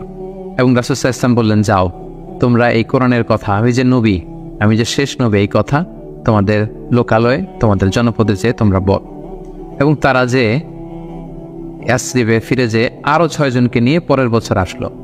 নবুয়তির 12তম বৎসর রাসূল সাল্লাল্লাহু আলাইহি ওয়াসাল্লাম খুঁজে খুঁজে হাজিদের তাঁবু খুঁজে খুঁজে সেই 12 জনের তাঁবুতে গেলেন, এবং তারা 12 জন রাসূল সাল্লাল্লাহু আলাইহি ওয়াসাল্লামের হাতে হাত রেখে একটা শপথ করেছিলেন। এটাকে বলা হয় বাইআতুল আকাবা আল উলা, আকাবার প্রথম শপথ। মিনার পাশেই যে পাহাড় বেষ্টিত এরিয়া, এটাকে আকাবা বলে। এই আকাবার প্রথম শপথে 12 জন তারা রাসূল সাল্লাল্লাহু আলাইহি ওয়াসাল্লামের হাতে হাত রেখে শপথ করলো যে, নবী, আপনি যা বলেন আমরা তাই শুনবো, আপনি যে আদেশ দেন সেটাই আমরা মাথা পেতে নেব। রাসূল সাল্লাল্লাহু আলাইহি ওয়াসাল্লাম খুশি হলেন, তার হৃদয়ে আশার সঞ্চার হলো যে না, হয়তো ইয়াসরিবে আমি চলে যেতে পারবো। এবং এই 12 জনকে সাথে করে রাসূল সাল্লাল্লাহু আলাইহি ওয়াসাল্লাম মক্কার একজন নমুসলিম সাহাবীকে পাঠালেন, যার নাম হচ্ছে মুসআব। বললেন যে, মুসআব, তুমি অন বিহাফ অফ মি, কোরআনের আয়াতগুলো, ইসলামের যে বিধানগুলো এসেছে, এগুলো এই 12 জনের সাথে তুমি ইয়াসরিবে চলে যাও as a brand ambassador of Islam. ইসলামের প্রথম অ্যাম্বাসেডর হিসেবে তিনি মক্কা থেকে মদিনায় গিয়েছিলেন। এবং মুসআব ছিলেন খুব ড্যাশিং চেহারার একজন সাহাবী। তার আতরের ঘ্রাণ, যে দামি পারফিউম তিনি ইউজ করতেন, এটা শুকে এই ঘ্রাণ যারা পেয়েছে তারা বিমোহিত হয়েছে সবসময়। দেখেন, একজন দায়ীর কোয়ালিটি কিন্তু এটা, তাকে খুব স্মার্ট হতে হবে। রাসূল সাল্লাল্লাহু আলাইহি ওয়াসাল্লামের খুব চমৎকার সিলেকশন, তিনি মুসআব ইবনে উমাইরকে এই কাজের জন্য সিলেক্ট করেছেন। এই 12 জনকে নিয়ে মুসআব রাদিয়াল্লাহু তাআলা আনহু তিনি ইয়াসরিবে ফিরে গেলেন, এবং তিনি অল্প কিছুদিনের ব্যবধানে কয়েকশো মানুষকে মুসলিম বানিয়ে ফেললেন। সুবহানাল্লাহ। ইসলামের বাণী তিনি প্রচার করে ফেললেন। এবং রাসূল সাল্লাল্লাহু আলাইহি ওয়াসাল্লাম তখন নমুসলিম যারা অবশিষ্ট ছিল তাদের সবাইকে ইয়াসরিবে চলে যেতে বললেন, যেহেতু মুসআব রাদিয়াল্লাহু তাআলা আনহু সেখানে যে একটা গ্রাউন্ড তৈরি করেছেন, সেখানে মুসলিম দল ভারী হতে শুরু করেছে। রাসূল সাল্লাল্লাহু আলাইহি ওয়াসাল্লাম নমুসলিম সাহাবীদেরকে ওখানে পাঠালেন। এবং তার পরের বছর নবুয়তির 13তম বছরে আবার সেই মিনার হাজি ক্যাম্পে রাসূল সাল্লাল্লাহু আলাইহি ওয়াসাল্লাম অপেক্ষা করলেন যে দেখি মুসআব ইবনে উমাইর এবং সেই 12 জন তারা কি করে। তারা 13তম বছরে 75 জন নিয়ে 75% তারা নিয়ে রাসূল সাল্লাল্লাহু আলাইহি ওয়াসাল্লামের হাতে বায়াত গ্রহণ করেছিলেন। এবং সম্মানিত সুদী, এবারের বায়াতটা ছিল পলিটিক্যাল বায়াহ। নবুয়তির 12তম বৎসরে 12 জন সাহাবী, যারা 12 জন শপথ নিয়েছিল, সেটা ছিল বায়াতুল আকাবাল উলা। এবার 75 জন নিল পলিটিক্যাল বায়াতুল আকাবা সানিয়া, যে শুধু আমার আনুগত্য না, আমার জীবন মানে তোমাদের জীবন, তোমাদের জীবন আমার জীবন, তোমরা তোমাদের জীবন বাঁচানোর জন্য যা করবে আমি নবীকে বাঁচানোর জন্য তাই করতে হবে। আদাম বিদ্দাম আল হাদাম আল হাদাম। তারা পলিটিক্যাল বায়া আনিল এবং রাসূল ইসলামকে বলল যে, ইয়া রাসূলুল্লাহ, আপনার জন্য আমাদের জীবন কুরবান, the land of Yasrib is completely ready for you. We're just waiting for your arrival. আমরা আপনার আগমনের শুভাগমনের অপেক্ষায়, আপনি আসুন, আমরা আপনাকে সাপোর্ট দেব, আমরা সেখানে ইসলামী সাম্রাজ্য গড়ে তুলব। রাসূল সাল্লাল্লাহু আলাইহি ওয়াসাল্লাম তিনি আশা পেলেন এবং আল্লাহ তাআলা ইঙ্গিত দিলেন যে মুহাম্মদ তোমাকে সেই ইয়াসরিবে ফিরে যেতে হবে। রাসূল সাল্লাল্লাহু আলাইহি ওয়াসাল্লাম বললেন তোমাদের মধ্য থেকে আমি 12 জনকে নাকিব বানাতে চাই, 12 জন লিডার তোমরা যে ইসলাম প্রচার করবে। তারা গেল এবং ঠিক এই বাইআতুল আকাবা সানিয়ার 2.5 মাস পরে রাসূলুল্লাহ সাল্লাল্লাহু আলাইহি ওয়াসাল্লাম হিজরত করলেন। হিজরতের ব্যাপারে আমরা আমার বিভিন্ন আলোচনাতে আমরা সেখানে ফুটিয়ে তুলেছি। আজকের এই পর্বে যেহেতু এটা একটা সংক্ষিপ্ত পর্ব এবং এক পর্বে আমরা পুরো জীবনীকে কভার করতে চাচ্ছি, আমরা হিজরত নিয়ে বিস্তারিত আলোচনা করতে পারছি। প্রিয় সুধী, এবার আমরা রাসূল সাল্লাল্লাহু আলাইহি ওয়াসাল্লামের জীবনীর তৃতীয় পর্ব বা তৃতীয় ভাগ শুরু করব, যেটা আমরা বলেছিলাম হিজরতের পর থেকে শুরু করে ইন্তেকাল পর্যন্ত। রাসূল সাল্লাল্লাহু আলাইহি ওয়াসাল্লাম হিজরত করে সেদিন আবু বকর রাদিয়াল্লাহু তাআলা আনহুকে নিয়ে মদিনায় আসলেন। মদিনাবাসী আনন্দিত, উচ্ছ্বসিত, উদ্বেলিত রাসূল সাল্লাল্লাহু আলাইহি ওয়াসাল্লামকে পেয়ে। রাসূল সাল্লাল্লাহু আলাইহি ওয়াসাল্লাম প্রথমে এসেই কুবা একটা এলাকা আছে, কুবা পল্লীতে তিনি কয়েকদিন থাকলেন এবং সেখানে একটা ছোট্ট মসজিদ নির্মাণ করলেন। তারপর তিনি মদিনাতে গেলেন। আসলে জায়গাটা ছিল ইয়াসরিব, তিনি যে জায়গাটার নাম পরিবর্তন করে মাদিনা করলেন, মাদিনাতুন নবী বা তাইবা, পবিত্র নগরী। সেখানে যে ইয়াসরিবে যেও তিনি একটি মসজিদ প্রতিষ্ঠা করলেন, যে মসজিদটা হচ্ছে মসজিদে নববী, নবীর প্রতিষ্ঠিত মসজিদ। এবং এই মসজিদে তিনি 10 বছর ইমামতি করেছেন। এই মসজিদটাই ওনার সবকিছু ছিল। ফরেন ডেলিগেশন আসলে এখানে দেখা করতেন, এখানে তিনি আহলে সুফাদেরকে শিক্ষা দিতেন। এটাই ইউনিভার্সিটি ছিল, এটাই হাইকোর্ট, এটাই সুপ্রিম কোর্ট, এখানে বিচার কার্য পরিচালনা করতেন। এখান থেকে তিনি সামরিক অভিযানগুলো পরিচালনা করতেন। মদিনাতে তিনি এসে দেখলেন যে মদিনাতে হিজরত করা সাহাবারা, মদিনায় যারা মুসলিম হয়েছে তারা, তার মানে মুসলিম একটা কমিউনিটি। আবার দেখলেন কিছু মুশরিক কমিউনিটি আছে যারা এখনো মুসলিম হয়নি। আবার তিনি দেখলেন যে ইহুদিদের একটা কমিউনিটি আছে, 3 দিকে তারা থাকে। তাদের 3টা গোত্র, বনু কাইনুকা, বনু নাদির, বনু কুরাইদা। তিনি ভাবলেন যে সবাই মিলে একটা সংঘবদ্ধ আমাদের চার্টার থাকা দরকার। তিনি তাদের সবার সাথে বসলেন, তিনি মদিনা চার্টার করলেন, যেটাকে মদিনা সনদ বলা হয়। সুবহানাল্লাহ। তিনি মদিনা চার্টারে উল্লেখ করলেন যে আমরা মদিনাকে রক্ষার জন্য মুসলিম, প্যাগানস, জিউস সবাই এক, আমরা একে অপরের সাথে মিত্রতা থাকবে এবং বহিঃশত্রুর আক্রমণ থেকে আমরা একে অপরকে রক্ষা করব। এবং তিনি মক্কা থেকে যারা হিজরত করে এসেছেন মুহাজির সাহাবী এবং মদিনাতে যারা এই মুহাজির সাহাবীদেরকে অ্যাকোমোডেট করেছেন, ওয়েলকাম করেছেন, আনসার সাহাবী, তাদের মধ্যে তিনি ভ্রাতৃত্বের বন্ধন প্রতিষ্ঠা করলেন। শুরু হলো মদিনার নতুন জার্নি। প্রথম বছরে অর্থাৎ প্রথম হিজরিতে তিনি এই কাজগুলো করলেন। দ্বিতীয় হিজরিতে একটা সিগনিফিকেন্ট ঘটনা ঘটলো, সেটা হচ্ছে কেবলা চেঞ্জ করে দেওয়া হলো। রাসূল সাল্লাল্লাহু আলাইহি ওয়াসাল্লাম মদিনাতে এসে 16-17 মাস বাইতুল মাকদাসের দিকে হয়ে নামাজ পড়তেন, কিন্তু চাইতেন যে মক্কায় যদি আল্লাহ তাআলা চেঞ্জ করে দিতেন কতই না ভালো হতো। আল্লাহ তাআলা চেঞ্জ করে দিলেন। আল্লাহ বললেন ফাওয়াল্লি ওয়াজহাকা শাতরাল মসজিদুল হারাম, নবী হে এই মসজিদুল হারামের দিকে মুখ ফিরিয়ে এখন থেকে নামাজ পড়বেন। এটা দ্বিতীয় হিজরির ঘটনা। দ্বিতীয় হিজরির সবচাইতে গুরুত্বপূর্ণ ইনসিডেন্ট হচ্ছে দ্য ব্যাটল অফ বাদর, গজওয়াত বাদর, বদরের যুদ্ধ। কারণ কুরাইশরা তো তারা দেখলো যে না, মুহাম্মদ হাতছাড়া হয়ে গেল, সব মুসলিমরা হাতছাড়া হয়ে গেল, তাদেরকে তো সহজে ছেড়ে দেওয়া যায় না। তখন একটা যুদ্ধ হলো, বিশাল যুদ্ধ। রাসূল সাল্লাল্লাহু আলাইহি ওয়াসাল্লাম একটা ক্যারাভান আটকাতে গেলেন, কিন্তু তারা খবর পাঠালো যে মুহাম্মদ তার সৈন্য নিয়ে অ্যাটাক করছে। তারা 1000 সৈন্য নিয়ে আসলো বদরের প্রান্তরে, মদিনা থেকে 70-80 কিলো দূরে। মুসলমানদের সংখ্যা ছিল মাত্র 314 জন। বিশাল রক্তক্ষয়ী যুদ্ধ হলো। আল্লাহ তাআলা মুসলিমদেরকে ফেরেশতা দিয়ে, আসমানি মাদাদ দিয়ে সাহায্য করলেন। আল্লাহ বললেন ওয়ালাকাদ নাসারাকুমুল্লাহু বিবাদরি ওয়া আনতুম আদিল্লা, আল্লাহ তোমাদেরকে বদরের প্রান্তরে সহায়তা করেছিলেন, তোমরা খুব দুর্বল ছিলে, ফেরেশতা দিয়ে আমি তোমাদেরকে সহযোগিতা করেছি, বিজয় এনে দিয়েছি। মুসলিমরা বিজয় লাভ করলো। 70 জন কুরাইশ নিহত হলো, 70 জন বন্দী হলো, মুসলমানরা জয়লাভ করলো। দ্বিতীয় হিজরির আরেকটা ইনসিডেন্ট হচ্ছে, আমি বলেছি যে 3টা জিউস ট্রাইব, ইহুদি গোত্র ছিল। এর মধ্যে একটা গোত্র কাইনুকা, তারা এক মুসলিম নারীকে তার শ্লীলতাহানি করে এবং তারা চুক্তি ভঙ্গ করে। পরে রাসূল সাল্লাল্লাহু আলাইহি ওয়াসাল্লাম তাদেরকে অবরোধ করলেন এবং মদিনা থেকে বের করে দিলেন, এক্সাইল দিলেন, নির্বাসন। কারণ কি ছিল? তারা চুক্তি ভঙ্গ করেছে। রাসূল সাল্লাল্লাহু আলাইহি ওয়াসাল্লাম কখনো আগ বাড়িয়ে কারোর সাথে বিরোধিতায় জড়াননি, শান্তি নষ্ট করেননি। তিনি মদিনায় যে একটা শান্তিময় সাম্রাজ্য গঠন করবার জন্য মদিনা চার্টার করেছেন, মদিনা সনদ আমরা যেটা বলেছি। কিন্তু সর্বপ্রথম এটা ভঙ্গ করলো কারা? বনু কাইনুকা নামে যে ইহুদি গোত্র আছে তারা। রাসূল সাল্লাল্লাহু আলাইহি ওয়াসাল্লাম তাদেরকে নির্বাসন দিলেন। এবং দ্বিতীয় হিজরিতে রোজার বিধান এবং জাকাতের বিধানকে ফরজ করা হয়। তৃতীয় হিজরির সবচেয়ে গুরুত্বপূর্ণ ঘটনা হচ্ছে উহুদের যুদ্ধ। কারণ 1 বছর আগে দ্বিতীয় হিজরিতে কুরাইশদের 70 জন নিহত হয়েছে, 70 জন বন্দী হয়েছে। তাদের যেই ক্ষত ঘা এটা শুকায়নি। এটা শোধ নেওয়ার জন্য, প্রতিশোধ নেওয়ার জন্য তারা আসলে 3000 সৈন্য নিয়ে, মুসলিমরা ছিল মাত্র 1000।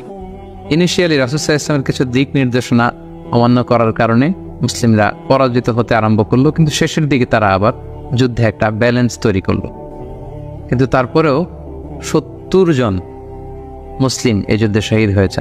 এবং রাসূল সাল্লাল্লাহু আলাইহি ওয়াসাল্লাম তার প্রিয়তম চাচা হামজা ইবনে আব্দুল মুত্তালিব, যাকে সাইয়্যিদুশ শুহাদা ঘোষণা দেওয়া হয়েছে, এবং যে মুসআব ইবনে উমাইরকে দ্য ফার্স্ট অ্যাম্বাসেডর করে তিনি পাঠিয়েছিলেন, এই যুদ্ধে তিনিও শহীদ হয়েছেন। 70 জন সাহাবীকে রাসূল সাল্লাল্লাহু আলাইহি ওয়াসাল্লাম হারিয়েছেন সেই যুদ্ধে। তৃতীয় হিজরিতে রাসূল সাল্লাল্লাহু আলাইহি ওয়াসাল্লাম হাফসা রাদিয়াল্লাহু তাআলা আনহাকে বিয়ে করেন, জাইনাব বিনতে খুজাইমাকে বিয়ে করেন। এবং তৃতীয় হিজরি সনে ফাতিমা রাদিয়াল্লাহু তাআলা আনহা, আলী রাদিয়াল্লাহু তাআলা আনহার ঘরকে উজালা করে রাসূল সাল্লাল্লাহু আলাইহি ওয়াসাল্লামের প্রথম নাতি হাসান রাদিয়াল্লাহু তাআলা আনহু জন্মগ্রহণ করেছিলেন। চতুর্থ হিজরির একটা মর্মান্তিক ঘটনা হচ্ছে বীরে মাউনার ঘটনা। নাজদ থেকে কিছু লোক এসে রাসূল সাল্লাল্লাহু আলাইহি ওয়াসাল্লামকে বললেন, আপনি কিছু সাহাবাকে, কারি সাহাবাকে, হাফেজ সাহাবাদেরকে আমাদের সাথে পাঠান, তারা নজদে এসে আমাদেরকে ইসলাম শেখাবে। রাসূল সাল্লাল্লাহু আলাইহি ওয়াসাল্লাম 70 জন কারি সাহাবাকে বিশ্বাস করে পাঠিয়েছিলেন যে তাদেরকে নিয়ে যাও, তারা ইসলাম শেখাবে। কিন্তু তারা বিশ্বাসঘাতকতা করে এই সাহাবীদেরকে হত্যা করেছে। এটা বীরে মাউনার ঘটনা। রাসূল সাল্লাল্লাহু আলাইহি ওয়াসাল্লাম অত্যন্ত মর্মাহত হয়েছিলেন। এবং চতুর্থ হিজরির আরেকটা ঘটনা হচ্ছে যে বনু নাদির, ইহুদিদের যে দ্বিতীয় গোষ্ঠী, বনু নাদিরকে রাসূল সাল্লাল্লাহু আলাইহি ওয়াসাল্লাম নির্বাসন দিয়েছিলেন, মদিনা থেকে বের করে দিয়েছিলেন। কারণ কি? একই ঘটনা, বিশ্বাসঘাতকতা, ট্রেচারি, বিশ্বাসঘাতকতার কারণে।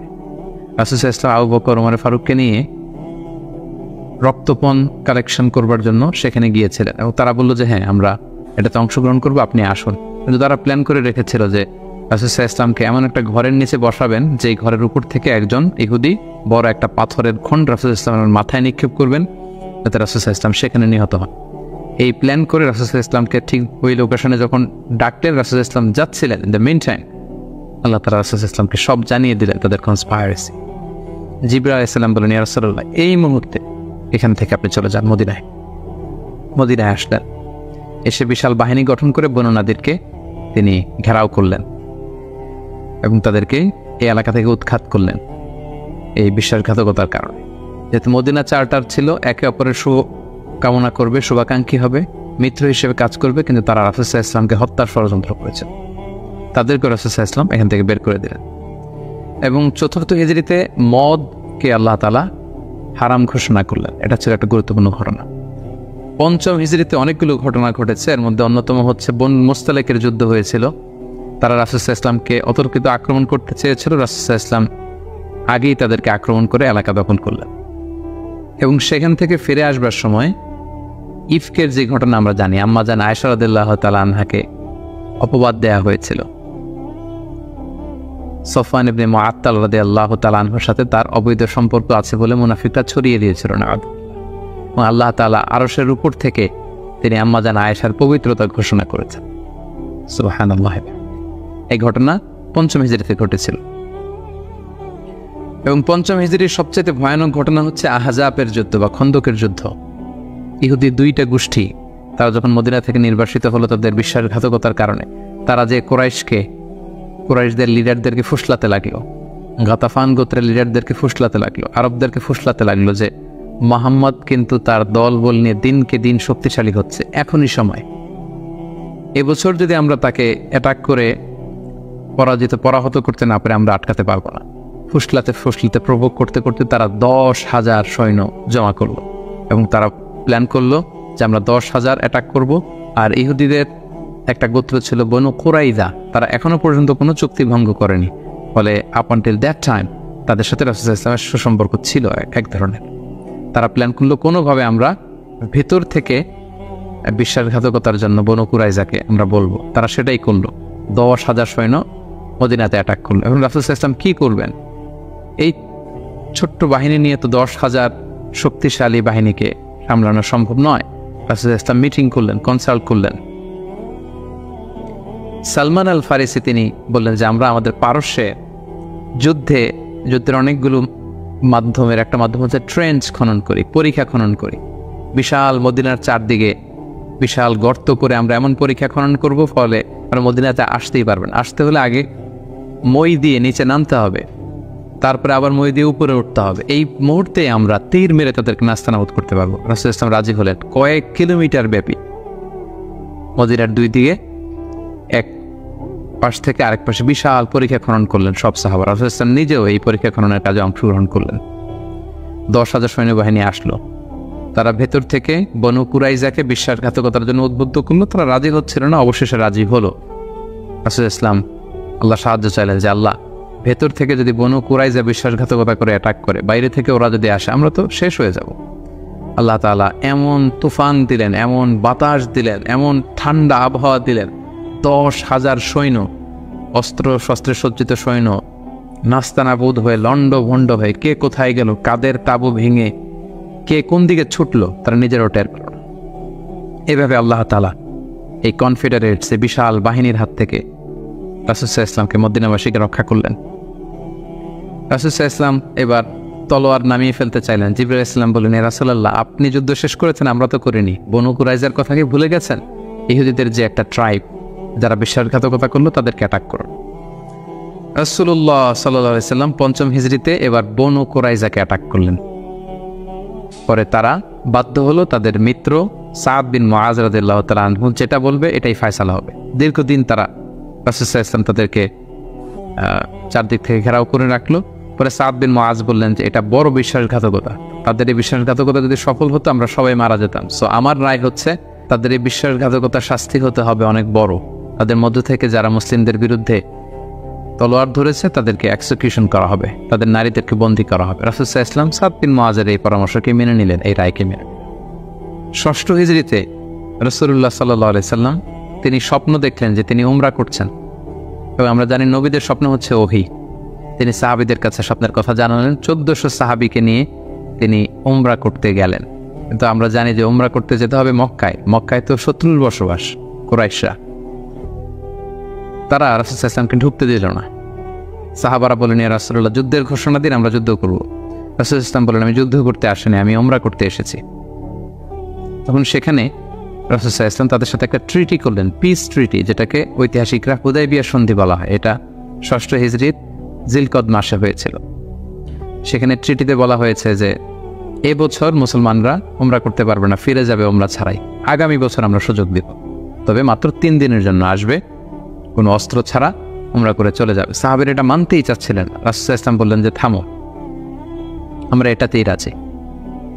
এবং তারা আরও কিছু ধারা দিল এই সন্ধির, যে মক্কা থেকে কেউ যদি মদিনাতে যায় মুসলিম হয়ে, মদিনাবাসী তাদেরকে ফেরত দিতে হবে। মদিনা থেকে কেউ মক্কায় আসলে মক্কাবাসী ফেরত দিতে বাধ্য থাকবে না। আর দুই পক্ষের সাথে যে কেউ অ্যালায়েন্স করতে পারবে। ফলে বনু খুজা গেল রাসূল সাল্লাল্লাহু আলাইহি ওয়াসাল্লামের পক্ষে, বনু বকর গেল কুরাইশদের পক্ষে। এভাবে হুদায়বিয়া সন্ধিটি হলো। সাহাবারা কেউ মানতে পারল না। রাসূল ইসলাম বললেন, সন্ধি স্বাক্ষরিত হয়ে গিয়েছে, সবাই মাথার চুল হলক করে হালাল হয়ে যাও, আমরা এখন মদিনায় ফিরে যাব। কেউ হালাল হচ্ছিল না। পরে উম্মে সালামা রাদিয়াল্লাহু তাআলা আনহার পরামর্শে রাসূল ইসলাম নিজেই তার পশু জবাই করলেন, নিজের মাথা নিজে হাল্লাক দিয়ে তিনি মাথা মুন্ডন করলেন। ফলে সবাই সেটি করল। সাহাবীদের কাছে মনে হচ্ছিল যে এটা একটা অপমান। ১৪০০ সাহাবী মুসলিম, সাদা ইহরামের কাপড় পরে আমরা আসলাম, কিন্তু আমাদেরকে ঢুকতে দেয়া হলো না। রাসূল ইসলাম বললেন, না, এই সন্ধি আল্লাহ তাআলা বলেছেন যে ইন্না ফাতাহনা আলাকা ফাতহাম মুবিনা, নবী হে, তোমাদেরকে আমি বিজয় দিব। এবং চূড়ান্ত বিজয়ের জন্য এই সন্ধিটা গুরুত্বপূর্ণ ছিল। কারণ এখন দাওয়াতি কাজ চারদিকে ছড়িয়ে দেওয়ার জন্য কিছুদিন যুদ্ধ বিগ্রহ বন্ধের দরকার আছে। আল্লাহ তাআলা এই সন্ধির মাধ্যমে কেমন যেন মুসলমানদেরকে সেই ফেভারটি দিলেন, সেই সুযোগটি করে দিলেন। সুবহানাল্লাহ। ৭ম হিজরির গুরুত্বপূর্ণ একটি ঘটনা হচ্ছে খায়বার যুদ্ধ। রাসূল সাল্লাল্লাহু আলাইহি ওয়াসাল্লাম খায়বার বিজয় করলেন। মদিনা থেকে বেশ দূরে ইহুদিদের সেখানে বিশাল পল্লী, বিশাল বসতি, এবং যাদেরকে তিনি নির্বাসন দিয়েছিলেন তারা যে সেখানে বসবাস করছিল। রাসূল সাল্লাল্লাহু আলাইহি ওয়াসাল্লাম খায়বার বিজয় করলেন এবং খায়বার বিজিত হয়েছিল সাইয়েদনা আলী রাদিয়াল্লাহু তাআলা আনহুর হাতে। খায়বার যখন বিজয় হলো, খায়বারের বিশাল ল্যান্ড, খেজুর বাগান, রাসূল সাল্লাল্লাহু আলাইহি ওয়াসাল্লাম এগুলো পেলেন এবং চুক্তিতে আসলেন যে খায়বারের ইহুদিরা তারা সারা বছর জুড়ে যতটুকু খেজুর তারা উৎপাদন করবে এবং ফলমূল চাষ করবে তার অর্ধেক মদিনাতে দেয়া হবে। খায়বার বিজয়ের পর থেকে কিন্তু বেসিকলি মদিনাতে সাহাবাদের একটু অর্থনৈতিক সচ্ছলতা ফিরে আসলো। এবং ইন দ্য মিন টাইম সেই নবুয়তের ৫ম বছরে যখন অত্যাচার হচ্ছিল, জাফর ইবনে আবি তালেব যখন তার সাথে করে রাসূল সাল্লাল্লাহু আলাইহি ওয়াসাল্লাম অনেককে নমুসলিমকে আবিসিনিয়ায় পাঠিয়েছিলেন, খায়বার বিজয়ের পরে রাসূল সাল্লাল্লাহু আলাইহি ওয়াসাল্লাম তাদেরকে নিয়ে আসছেন, তারা সবাই চলে আসলো। এবং এই ৭ম হিজরিতেই রাসূল সাল্লাল্লাহু আলাইহি ওয়াসাল্লাম আশেপাশের বড় বড় যে রাজা আছে, কিং আছে, সুপার পাওয়ার আছে, তাদের কাছে তিনি চিঠি লিখে পাঠালেন যে মিন মুহাম্মদ ইলা হিরাকল আদিমির রোম। এইভাবে সবার কাছে তিনি চিঠি লিখে পাঠালেন যে আসলিম তাসলাম, সালামুন আলা মান ইত্তাবা আল হুদা, শান্তি তাদের প্রতি যারা হেদায়েতকে মানে। ফলে ইন্টারন্যাশনাল ইসলামকে পৌঁছানোর একটা সুযোগ কিন্তু ঠিক তখন রাসূল সাল্লাল্লাহু আলাইহি ওয়াসাল্লামের হলো। এবং ৭ম হিজরিতে রাসূল সাল্লাল্লাহু আলাইহি ওয়াসাল্লাম সাহাবাদেরকে নিয়ে উমরা করে আসলেন। এটাকে বলা হয় উমরাতুল কাদা, কারণ আমরা জানি যে ৬ষ্ঠ হিজরিতে তিনি উমরা করতে পারেননি এবং সেই হুদাইবিয়া সন্ধির একটা ধারা ছিল, এবছর ফিরে যেতে হবে, পরের বছর এসে উমরা করব। রাসূলুল্লাহ সাল্লাল্লাহু আলাইহি ওয়াসাল্লাম পরের বছর যে উমরা করে আসলেন এবং ঠিক সেই বছরই রাসূল সাল্লাল্লাহু আলাইহি ওয়াসাল্লাম মাইমুনা বিনতে হারিস রাদিয়াল্লাহু তাআলা আনহাকে বিয়ে করেছিলেন। ৮ম হিজরিতে যে সমস্ত ঘটনা ঘটেছে তার মধ্যে থেকে অন্যতম হচ্ছে মুতার যুদ্ধ, রোমকদের বিরুদ্ধে অনেক দূরের যুদ্ধ। ৩ জন সেনাপতি রাসূল সাল্লাল্লাহু আলাইহি ওয়াসাল্লাম এখানে ফিক্স করে দিয়েছে, যায়েদ বিন হারিসা, জাফর ইবনে আবি তালেব, আব্দুল্লাহ ইবনে রাওয়াহা। কোনো অভিযানে তিনি ৩ জন সেনাপতি দেন না, এই যুদ্ধে ৩ জনকে তিনি সেনাপতি করলেন। তারা ৩ জনই বুঝতে পেরেছেন যে তারা প্রত্যেকে শহীদ হবেন এবং সেটাই ঘটেছিল। রাসূল সাল্লাল্লাহু আলাইহি ওয়াসাল্লাম তাদের জন্য দোয়া করেছিলেন। সবশেষে খালিদ বিন ওয়ালিদ রাদিয়াল্লাহু তাআলা আনহুর নেতৃত্বে মুতার যুদ্ধ বিজয় হয়। ৮ম হিজরির সবচাইতে সিগনিফিক্যান্ট ইভেন্ট হচ্ছে ফাতহু মক্কা, মক্কা বিজয়, যেটার কারণ হচ্ছে হুদাইবিয়া সন্ধিতে একটা অ্যালায়েন্স হয়েছিল। বনু খুজা ছিল মুসলিমদের পক্ষে, বনু বকর ছিল কুরাইশদের পক্ষে, এবং কথা ছিল কেউ কাউকে অ্যাটাক করবে না। কিন্তু বনু বকরের কিছু লোক কুরাইশদের সহযোগিতায় অস্ত্র নিয়ে তারা একদিন রাতে বনু খুজাকে অ্যাটাক করে তাদের ২০ জনকে নিহত করে।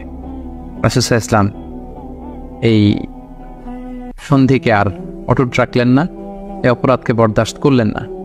রাসূল সাল্লাল্লাহু আলাইহি ওয়াসাল্লাম যাতে মাফ করে দেয় এটার জন্য আবু সুফিয়ানকে পাঠানো হয়েছিল, রাসূল সাল্লাল্লাহু আলাইহি ওয়াসাল্লাম মানলেন না। বিশাল এক বাহিনী নিয়ে ১০,০০০ সাহাবীকে নিয়ে তিনি মক্কা অভিমুখে রওনা হলেন এবং তিনি মক্কা বিজয় করলেন।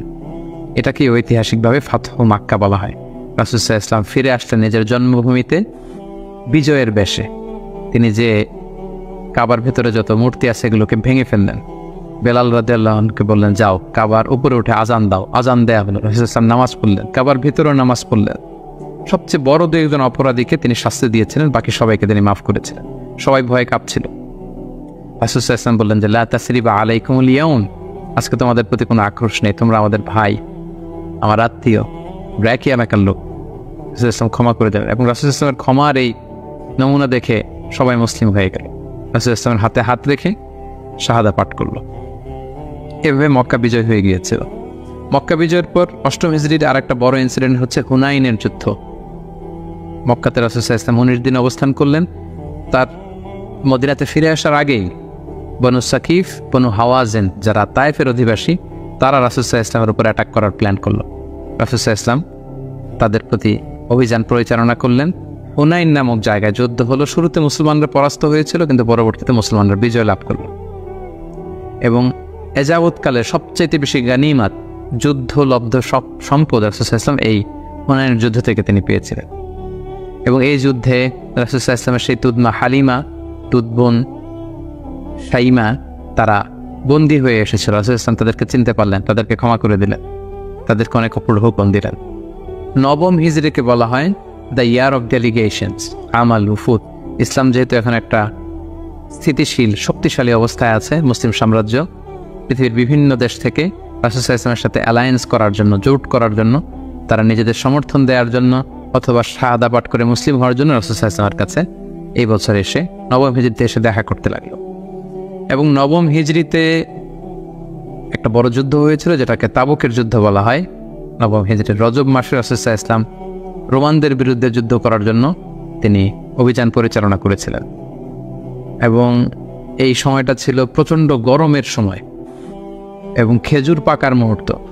ফসল পেকেছে, ফসল কেটে ঘরে উঠাতে হবে, প্রচণ্ড গরম, সফরের দূরত্ব অনেক বেশি। মুনাফিকরা নানা তাল বাহানায় রাসূল সাল্লাল্লাহু আলাইহি ওয়াসাল্লামের কাছে ওজর আপত্তি করলো, রাসূল সাল্লাল্লাহু আলাইহি ওয়াসাল্লাম মেনে নিলেন। আর মুসলিমদেরকে নিয়ে রাসূল সাল্লাল্লাহু আলাইহি ওয়াসাল্লাম তাবুকে গেলেন। তাবুকে যে রাসূল সাল্লাল্লাহু আলাইহি ওয়াসাল্লাম সেখানে 20 দিন অবস্থান করলেন। আসলে সেখানে কোনো যুদ্ধ হয়নি, মুমিনদের ইমানি পরীক্ষার জন্য আল্লাহ তাআলা সর্বশেষ পরীক্ষাটা করলেন। মুসলিমদের এই বিশাল বাহিনী দেখে রোমান সাম্রাজ্যের সৈনিকেরা তারা যুদ্ধ করতে অস্বীকৃতি জানালো। যুদ্ধ ছাড়াই বিজয়ের বেশে রাসূল সাল্লাল্লাহু আলাইহি ওয়াসাল্লাম তাবুক থেকে ফিরে আসলেন। ফিরে আসার পথে রাসূল সাল্লাল্লাহু আলাইহি ওয়াসাল্লামকে জানানো হলো যে মুনাফিকরা একটা বিশেষ মসজিদ বানিয়েছে, সেখানে আপনাকে নিতে চায়। আপনি যে একবার নামাজ পড়াবেন, তারপরে সেখানে তারা ষড়যন্ত্র করবে। তাই তাদের ষড়যন্ত্রের মূলোৎপাটনের জন্য আপনি মদিনাতে ফেরার আগেই এই মসজিদকে জ্বালিয়ে দিবেন। আল্লাহ তাআলার অর্ডার। এই মসজিদের নাম হচ্ছে মসজিদে দিরার। মুমিনদের মধ্যে ডিভাইডেশন, ক্ষতি এবং সমাজের মধ্যে ক্যাওস সৃষ্টি করার জন্য, মুসলিমদের মধ্যে ঐক্যের মধ্যে ভাঙন তৈরি করবার জন্য তারা এই মসজিদ তৈরি করেছে। রাসূল সাল্লাল্লাহু আলাইহি ওয়াসাল্লাম পাঠালেন সাহাবীদেরকে, এই মসজিদকে জ্বালিয়ে দেয়া হলো।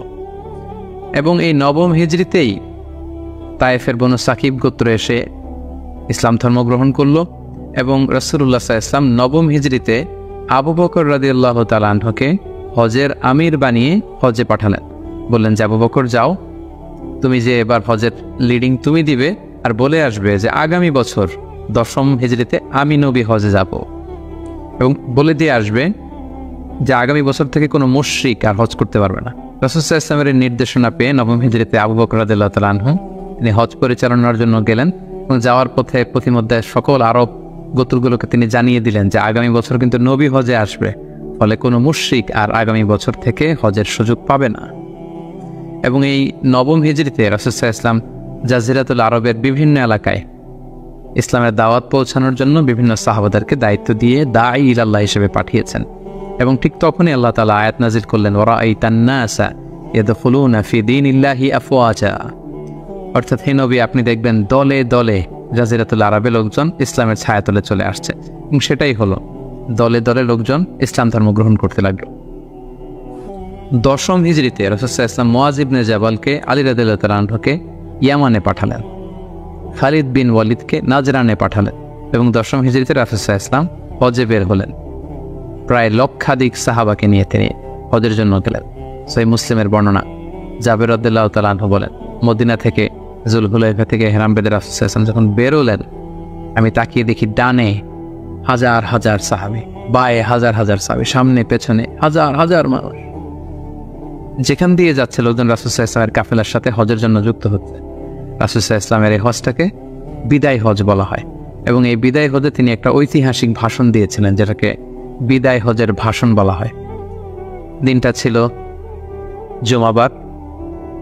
রাসূল সাল্লাল্লাহু আলাইহি ওয়াসাল্লাম তিনি আরাফার ময়দানে জিলহজ মাসের 9 তারিখে ঐতিহাসিক ভাষণ দিয়েছিলেন। এই বিদায় হজের ভাষণ, যেখানে তিনি জাহিলিয়াতকে কবর দিয়েছিলেন।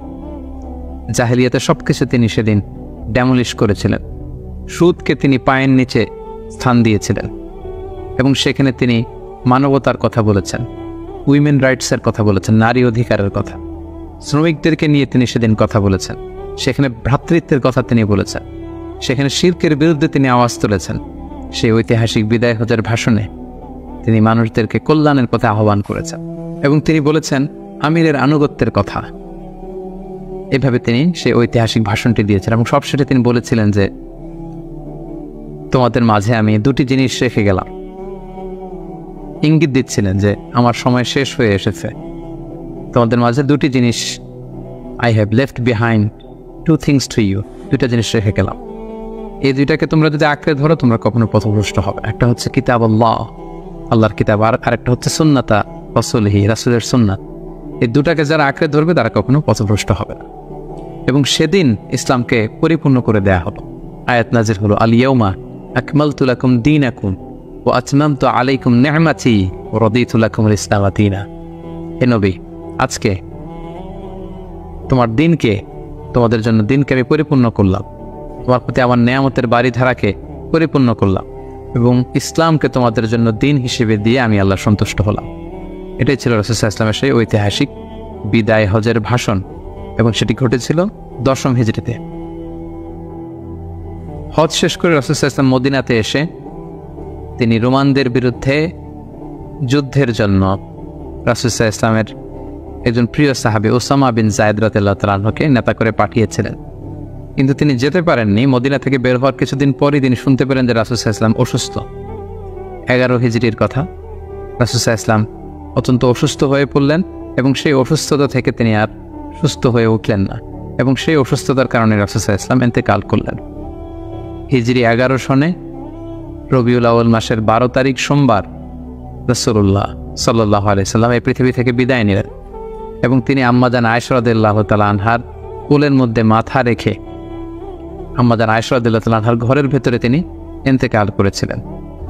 ইন্তেকালের আগে তিনি বারবার বেহুশ হয়ে যাচ্ছিলেন এবং পানি আনতে বলছিলেন। পানির মধ্যে হাত ঢুকিয়ে তিনি চেহারার মধ্যে পানি লাগাচ্ছিলেন আর বলছিলেন, ইন্না লিল মাউতি লা সাকারাত, হায়রে মৃত্যুর এতই যন্ত্রণা, মৃত্যুর এত কষ্ট। রাসূল সাল্লাল্লাহু আলাইহি ওয়াসাল্লাম আম্মাজান আয়েশা রাদিয়াল্লাহু তাআলা আনহার হাতে মেসওয়াক দেখে, তার শ্যালক যখন মেসওয়াক করছিল তিনি সেখানে ফেল করে তাকিয়েছিলেন। আম্মাজান আয়েশা বুঝতে পেরেছিলেন যে তিনি মেসওয়াক করবেন। তিনি নিজ হাতে মেসওয়াকটি নিয়ে চিবিয়ে নরম করে রাসূল সাল্লাল্লাহু আলাইহি ওয়াসাল্লামের মুখে দিয়েছিলেন। তিনি ইন্তেকালের আগে মেসওয়াক করেছিলেন এবং তিনি ইন্তেকালের আগে বলেছিলেন, আসসালাত আসসালাত, উম্মতেরা নামাজ নামাজ, নামাজকে তোমরা ভুলে যেও না। ওমা মালাকাত আইমানুকুম, এবং তোমাদের কর্মচারীদের প্রতি, শ্রমিকদের প্রতি তোমরা অবিচার করো না। এই কথাগুলো বলে তিনি সর্বশেষ যে বাক্যটি উচ্চারণ করেছিলেন সেটি হচ্ছে, মা আল্লাযীনা আনআমা আল্লাহু আলাইহিম মিনান নাবিয়্যিন ওয়াস-সিদ্দীকিন ওয়াশ-শুহাদাই ওয়াস-সালিহিন, অর্থাৎ হে আল্লাহ, নবী, সিদ্দিক, শুহাদা, সালেহ তাদের সাথে যেন আমি থাকি। আল্লাহুম্মা ইলা রাফিকিল আ'লা, আমি আমার প্রিয়তম বন্ধু আল্লাহ তাআলার কাছে ফিরে যাই। এই কথা বলেই তিনি নিস্তব্ধ হয়ে গিয়েছেন এবং গোটা উম্মাকে দুঃখের সাগরে ভাসিয়ে ফাতামুন নবিয়্যিন সাইয়্যিদুল মুরসালিন রাহমাতাল লিল আলামিন তিনি তার শেষ নিঃশ্বাস ত্যাগ করেন। এবং নবীরা যেখানে মারা যায় সেই জায়গাটি পবিত্র, নবীরা যেখানে ইন্তেকাল করেন সেখানেই তাদেরকে কবরস্থ করা হয়। রাসূল সাল্লাল্লাহু আলাইহি ওয়াসাল্লামকে আম্মাজান আয়েশা রাদিয়াল্লাহু তাআলা আনহার ঘরেই কবরস্থ করা হয়েছে এবং আজও মসজিদে নববীর পাশে সবুজ মিম্বারের নিচে পেয়ার নবী আল্লাহর হাবিব সাল্লাল্লাহু আলাইহি ওয়াসাল্লাম মুহাম্মদ রাসূলুল্লাহ সাল্লাল্লাহু আলাইহি সাল্লাম সেখানে শায়িত আছে। সম্মানিত সুধী, এ পর্যায়ে আমরা খুব সংক্ষিপ্ত পরিসরে রাসূল সাল্লাল্লাহু আলাইহি ওয়াসাল্লামের জীবনী থেকে আমরা কিছু লাইফ লেসন নিয়ে আসবো, আমরা কি শিখতে পারি রাসূল সাল্লাল্লাহু আলাইহি ওয়াসাল্লামের জীবনী থেকে। প্রথম যেই লেসনটা আমরা উল্লেখ করতে চাই সেটা হচ্ছে, রাসূল সাল্লাল্লাহু আলাইহি ওয়াসাল্লাম খুব বড় মনের মানসিকতার অধিকারী ছিলেন, বড় হৃদয়ের অধিকারী ছিলেন। তিনি সবার জন্য ছিলেন। He used to think beyond the narrow borders. তিনি বড় হৃদয়ের অধিকারী ছিলেন, কখনো ন্যারো মাইন্ডেড ছিলেন না। উনি সবাইকে অ্যাকোমোডেট করতে চাইতেন। এজন্য আল্লাহ তাআলা বলেছেন যে, ওমা আরসালনাকা ইল্লা রাহমাতাল লিল আলামিন, হে নবী, আপনাকে আমি গোটা বিশ্ববাসীর জন্য রহমত করে প্রেরণ করেছি। তিনি শুধু আমাদের জন্য রহমত নন, মুসলিমদের জন্য রহমত নন, শুধু মুসল্লিদের জন্য রহমত নন, তিনি আলামিন, বিশ্ববাসীর জন্য রহমত। He is for all and his teaching is for all. রাসূল সাল্লাল্লাহু আলাইহি ওয়াসাল্লামের শিক্ষা, দিক নির্দেশনা, তার দেয়া হেদায়েত, এগুলো সবার জন্য। এটা আমরা জানতে পারলাম। দ্বিতীয় যে শিক্ষাটা আমরা পাই সেটা হচ্ছে, রাসূল সাল্লাল্লাহু আলাইহি ওয়াসাল্লাম সবসময় সংঘবদ্ধ জীবনযাপন করেছেন। আমরা যদি দেখি, মক্কাতে সংঘবদ্ধ, মদিনাতে সংঘবদ্ধ, যেখানে তিনি ছিলেন সংঘবদ্ধ ছিলেন। এবং আমরা যেন ইউনাইটেড থাকি, কোরআনের শিক্ষাটা তিনি বারবার বলেছেন, ওয়ালা তাফাররাকু, তোমরা বিচ্ছিন্ন হয় না, তোমরা আলাদা হয়ে জীবনযাপন করো না, বরং তোমরা সংঘবদ্ধ জীবনযাপন করো। রাসূল সাল্লাল্লাহু আলাইহি ওয়াসাল্লামের জীবনী থেকে আমরা এই শিক্ষাটাও পাই। 3 নম্বর যে শিক্ষাটি আমরা পাই রাসূল সাল্লাল্লাহু আলাইহি ওয়াসাল্লামের জীবনী থেকে সেটা হচ্ছে, তিনি পিস লাভার ছিলেন, শান্তিকামী। কখনো সংঘাতে, সহজে বিরোধে জড়াতে চাইতেন না, সবসময় শান্তি প্রতিষ্ঠায় তিনি অগ্রগামী ছিলেন। আমরা যদি দেখি যে কুরাইশদের সাথেও কিন্তু তিনি পিস ট্রিটি করেছেন, শান্তি চুক্তি। সাহাবারা রাজি হচ্ছিলেন না, কিন্তু তিনি করেছেন। মদিনায় এসে তিনি মদিনা চার্টার করেছেন, মদিনা সনদ করেছেন, ইহুদিদের সাথে একসাথে থেকেছেন, থাকতে চেয়েছেন, কিন্তু মদিনা সনদ ভঙ্গ হয়েছে যখন তারা বিশ্বাসঘাতকতা করেছে। তার মানে তিনি সবসময় শান্তির পক্ষে ছিলেন, শান্তিকামী তিনি ছিলেন। সো আমরা যারা নবীজির উম্মত বলে নিজেদেরকে দাবি করি, আমরা যেন সবসময় শান্তিকামী হই, আমরা যেন শান্তির পক্ষে থাকি, এটা আমাদের জন্য শিক্ষা। 4 নম্বর যে শিক্ষাটি আমরা পাই সেটা হচ্ছে he was the flag bearer of justice. তিনি সবসময় ন্যায় বিচারের পক্ষে ছিলেন, ন্যায়ের পতাকাবাহী ছিলেন, ন্যায় বিচারের পতাকাবাহী। সবসময় ন্যায় যেখানে, সত্য যেখানে, ইনসাফ যেখানে, জাস্টিস যেখানে, তিনি সেখানে। তার প্রমাণ আমরা দেখি 20 বছর বয়সে তিনি যখন যুবক, তখন তিনি হিলফুল ফজুল নামে যুব সংঘ করেছেন। উদ্দেশ্য কি ছিল? যে মাল মাজলুম দিদ্দাল তালিম, আমরা সবসময় মাজলুমের পক্ষে থাকবো, জালেমের বিরুদ্ধে। কোনো জালেম যেন কোনো ব্যবসায়ীকে, ভিনদেশীকে, কাউকে যেন ঠকাতে না পারে, মাজলুমের পক্ষে লড়বার জন্য তিনি এটা করেছেন। তার মানে ইনসাফ, জাস্টিস, ন্যায় পরায়ণতার পক্ষে তিনি সবসময় কাজ করেছেন। সো আমরা যেন সবসময় ন্যায় পরায়ণতার পক্ষে থাকি, এটাই আমাদের জন্য শিক্ষা। 5 নম্বর যে ব্যাপারটা আমরা দেখি যে রাসূল পুরো জীবনটা যদি আপনারা খেয়াল করেন, 40 বছর, তারপরে নবুয়তের 13 বছর, তারপর মদিনাতে 10 বছর, আমরা যদি দেখি যে সবসময় রাসূল একটা স্ট্রাগলের মধ্য দিয়ে গিয়েছেন। তিনি আল্লাহর নবী, শুধু নবী নয়, শ্রেষ্ঠ নবী, আল্লাহর হাবিব। তার কাছে কোরআন নাজিল হয়েছে, তার কাছে ওহী আসতো, আল্লাহর সরাসরি সাহায্য তিনি পেয়েছেন, আল্লাহর সাথে কথা বলতেন, কথা বলেছেন। তারপরও তার জীবন কিন্তু স্ট্রাগল মুক্ত ছিল না, সবসময় তিনি স্ট্রাগলের মধ্যে দিয়েছিলেন। আমরা একটু স্ট্রাগল করলে হতাশ হয়ে পড়ি, একটু বিপদে পড়লে হতাশ হয়ে পড়ি। আমরা যদি রাসূলের জীবনে দেখি তাহলে আমরা বুঝতে পারবো না, হতাশ হওয়া যাবে না, ধৈর্য ধারণ করতে হবে, কারণ struggle is the part of our life. আমার নবী স্ট্রাগল করেছেন, তিনি সংগ্রাম করেছেন, সো সংগ্রাম আমাদের জীবনের অংশ। এই শিক্ষাটা আমরা পাই। 6 নম্বর যে শিক্ষাটি আমরা পাই সেটা হচ্ছে রাসূল সাল্লাল্লাহু আলাইহি ওয়াসাল্লাম ব্যক্তিগত জীবনে অত্যন্ত সৎ ছিলেন। ট্রুথফুলনেস ছিল ওনার গুণ, ট্রাস্টওয়ার্থিনেস অর্থাৎ সত্যবাদিতা এবং আমানতদারিতা। যে কারণে যে কুরাইশরা রাসূল সাল্লাল্লাহু আলাইহি ওয়াসাল্লামের বিরোধিতা করত, তারাই রাসূল সাল্লাল্লাহু আলাইহি ওয়াসাল্লামকে উপাধি দিয়েছিল আস-সাদিক আল আমিন, সত্যবাদী, আমানতদার। এবং তিনি যখন সাফা পাহাড়ের উপরে দাঁড়িয়ে বলেছেন, আমি একটা তথ্য দিলে বিশ্বাস করবে? সবাই বলল, হ্যাঁ অবশ্যই করব, কারণ আমরা তো কখনো তোমার কাছ থেকে মিথ্যা বলতে শুনিনি। সুবহানাল্লাহ, চিন্তা করেন, নিজের জাতিগোষ্ঠীর এত বড় অ্যাকনোলেজমেন্ট, সবাই এক স্বরে বলে উঠল, মা জাররাবনা আলাইকা ইল্লা সিদক, সত্য ছাড়া মিথ্যা তো কখনো শুনিনি। যেদিন তিনি হিজরত করবেন সেদিন তিনি তার ঘরে রাসূল সাল্লাল্লাহু আলাইহি ওয়াসাল্লাম আলী রাদিয়াল্লাহু তাআলা আনহুকে রেখে গিয়েছিলেন। কেন? কারণ ওনার কাছে মক্কার অনেক লোকেরা আমানত রেখেছিল, সেই আমানতগুলো বুঝিয়ে দিতে আলী রাদিয়াল্লাহু তাআলা আনহুর 3 দিন সময় লেগেছিল। এত পরিমাণে ডিপোজিট ছিল, আমানতের বিভিন্ন জিনিসপত্র ছিল, সেগুলো আলী রাদিয়াল্লাহু তাআলা আনহু বুঝিয়ে দিয়ে তারপরে তিনি হিজরত করেছেন। কতটা আমানতদার ছিলেন আমাদের প্রিয় নবী। এবং ওনার এই ব্যবসায় আমানতদারিতে মুগ্ধ হয়েই কিন্তু খাদিজা রাদিয়াল্লাহু তাআলা আনহা রাসূল সাল্লাল্লাহু আলাইহি ওয়াসাল্লামকে বিয়ের প্রস্তাব দিয়েছিলেন। সো তার উম্মত হিসেবে আমাদের উচিত সত্যবাদী, সৎ এবং আমানতদার হওয়ার চেষ্টা করা। 7 নম্বর যে শিক্ষাটি আমরা রাসূল সাল্লাল্লাহু আলাইহি ওয়াসাল্লামের জীবনী থেকে পাই সেটা হচ্ছে রাসূল সাল্লাল্লাহু আলাইহি ওয়াসাল্লামের একটা ফ্রেন্ডলি ইন্টারাকশন ছিল তার ফলোয়ারদের সাথে, good interaction with the followers. সাহাবীদের সাথে খুবই সুসম্পর্ক ছিল এবং সাহাবীরা কোনো পরামর্শ দিলে সেটা ভালো হলে তিনি আমলে নিতেন। আমরা যদি বদরের যুদ্ধের ঘটনাটা একটু রিভাইজ করি, আমরা দেখব যে মুসলিমরা যে এক জায়গায় তাঁবু গাড়ল, তখন হাব্বাব ইবনুল মুনজির রাদিয়াল্লাহু তাআলা আনহু বললেন, ইয়া রাসূলুল্লাহ, এখানে যে তাঁবু গাড়লেন এটা কি ওয়াহি না আপনার ডিসিশন? রাসূল সাল্লাল্লাহু আলাইহি ওয়াসাল্লাম বললেন যে না, আল্লাহ অর্ডার করেন, এটা আমার ডিসিশন।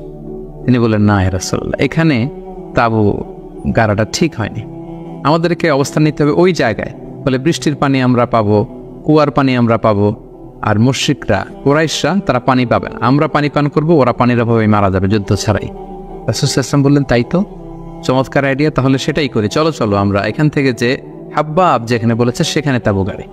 তার মানে কতটা ফ্রেন্ডলি একটা ইন্টারাকশন ছিল ফলোয়ারদের সাথে। আমরা যদি খন্দকের ঘটনাটা দেখি, যে বিশাল যে পরীক্ষা খনন করা হলো, এটা কিন্তু সালমান আল ফারিসি রাদিয়াল্লাহু তাআলা আনহুর পরামর্শে তিনি করেছিলেন। আমাদের অনেক লিডারদের মধ্যে একটা বসি ভাব থাকে যে আমি সব জানি, আমার ফলোয়াররা কিছুই জানে না, আমার টিমের লোকেরা কিছুই জানে না। না, রাসূল সিস্টেম এটা করতেন না। কারোর কাছ থেকে কোনো ভালো কনসালটেশন, কোনো পরামর্শ আসলে পলিসি মেকিংয়ে তাদের কথাও তিনি রাখতেন। সুবহানাল্লাহ, এটা একটা গুড লিডারের বৈশিষ্ট্য। 8 নম্বর যে শিক্ষাটা আমরা পাই সেটা হচ্ছে রাসূল সাল্লাল্লাহু আলাইহি ওয়াসাল্লাম হেভিলি ফোকাসড ছিলেন তার মিশনে, এক্সট্রিমলি ফোকাসড রাসূল সাল্লাল্লাহু আলাইহি ওয়াসাল্লাম ছিলেন। সেই যে মক্কায় তিনি তাওহীদের বাণী প্রচার করতে শুরু করেছেন, রিসালাতের বাণী প্রচার করতে শুরু করেছেন, আখিরাতের কথা মানুষকে প্রচার করতে শুরু করেছেন, তার যে দাওয়াতের ফোকাস, এই ফোকাস থেকে কোনো প্রলোভন, কোনো লোভ, কোনো স্ট্রাগল, কোনো বিপদ রাসূল সাল্লাল্লাহু আলাইহি ওয়াসাল্লামকে এক চুল পরিমাণ নাড়াতে পারেনি। সো আমরা যদি জীবনে সফল হতে চাই, আমাদের ফোকাস ঠিক রাখতে হবে। ফোকাস থেকে আমরা নড়ে গেলে কিন্তু আমরা সফলতার দেখা পাবো না। 9 নম্বর যে শিক্ষাটা আমরা পাই, রাসূল সাল্লাল্লাহু আলাইহি ওয়াসাল্লামের কম্প্যাশনেট অ্যান্ড মার্সিফুল অ্যাটিটিউড। রাসূল সাল্লাল্লাহু আলাইহি ওয়াসাল্লামের দয়াদ্র মানসিকতায় অনেক শত্রু কিন্তু রাসূল সাল্লাল্লাহু আলাইহি ওয়াসাল্লামের বন্ধু হয়ে গিয়েছিল, ঈমান এনেছিল। আমরা দেখেছি মক্কা বিজয় যখন করেছিলেন, চাইলে পিষে মারতে পারতেন কুরাইশদেরকে, যারা বছরের পর বছর জন্মভূমি থেকে দূরে থাকতে বাধ্য করেছিল রাসূল সাল্লাল্লাহু আলাইহি ওয়াসাল্লামকে। রাসূল সাল্লাল্লাহু আলাইহি ওয়াসাল্লাম কি করলেন? বললেন যে না, লা তাসরিবা আলাইকুমুল ইয়াউম, কোনো প্রতিশোধ, হিংসা কিছু নেই, ক্ষমা করে দিলাম, যাও তোমরা স্বাধীন। এভাবে নানা ঘটনায় আমরা দেখেছি রাসূল সাল্লাল্লাহু আলাইহি ওয়াসাল্লাম তার অমীয় অনুপম চরিত্রের মাধ্যমে তিনি মানুষের মন জয় করেছেন। সো এই গুণাবলী যেন আমরা আমাদের মধ্যে ধারণ করবার চেষ্টা করি। সব শেষে আমরা যেই শিক্ষাটির কথা বলবো সেটা হচ্ছে succession management. A good leader produces good leaders. একজন ভালো নেতা শুধু ফলোয়ার তৈরি করে না, সে আরও নতুন নেতা তৈরি করে। রাসূল সাল্লাল্লাহু আলাইহি ওয়াসাল্লামের এই গুণাবলীটি কিন্তু ছিল। আমরা যদি দেখি রাসূল সাল্লাল্লাহু আলাইহি ওয়াসাল্লামের ইন্তেকালের পরে আমাদের লিডারশিপ নিয়ে কোনো ক্রাইসিস হয়নি, সেখানে দাঁড়িয়ে গিয়েছে আবু বকরকে আমরা রাদিয়াল্লাহু তাআলা আনহুকে আমরা আমাদের খলিফা বানিয়েছি। আবু বকর রাদিয়াল্লাহু তাআলা আনহুর ইন্তেকালের পরে ওমরে ফারুক আমাদের খলিফা হয়েছে, তারপরে উসমান, তারপরে আলী রাদিয়াল্লাহু তাআলা আনহু। তার মানে রাসূল সাল্লাল্লাহু আলাইহি ওয়াসাল্লাম এদের কিন্তু সবসময় ডানে বায়ে সামনে পেছনে কাছে নানা কাজে এঙ্গেজ করে নতুন নেতৃত্ব, নিউ লিডারশিপ কিন্তু তিনি তৈরি করেছিলেন। ফলে এই সাকসেশন ম্যানেজমেন্টে কিন্তু রাসূল সাল্লাল্লাহু আলাইহি ওয়াসাল্লাম সাকসেসফুল ছিলেন। এবং এখান থেকে আমরা যারা লিডারশিপ কোয়ালিটি আমাদের আছে, আমরা যেন নতুন লিডার তৈরি করে যেতে পারি উম্মার জন্য, এই শিক্ষাটি কিন্তু আমরা পাই।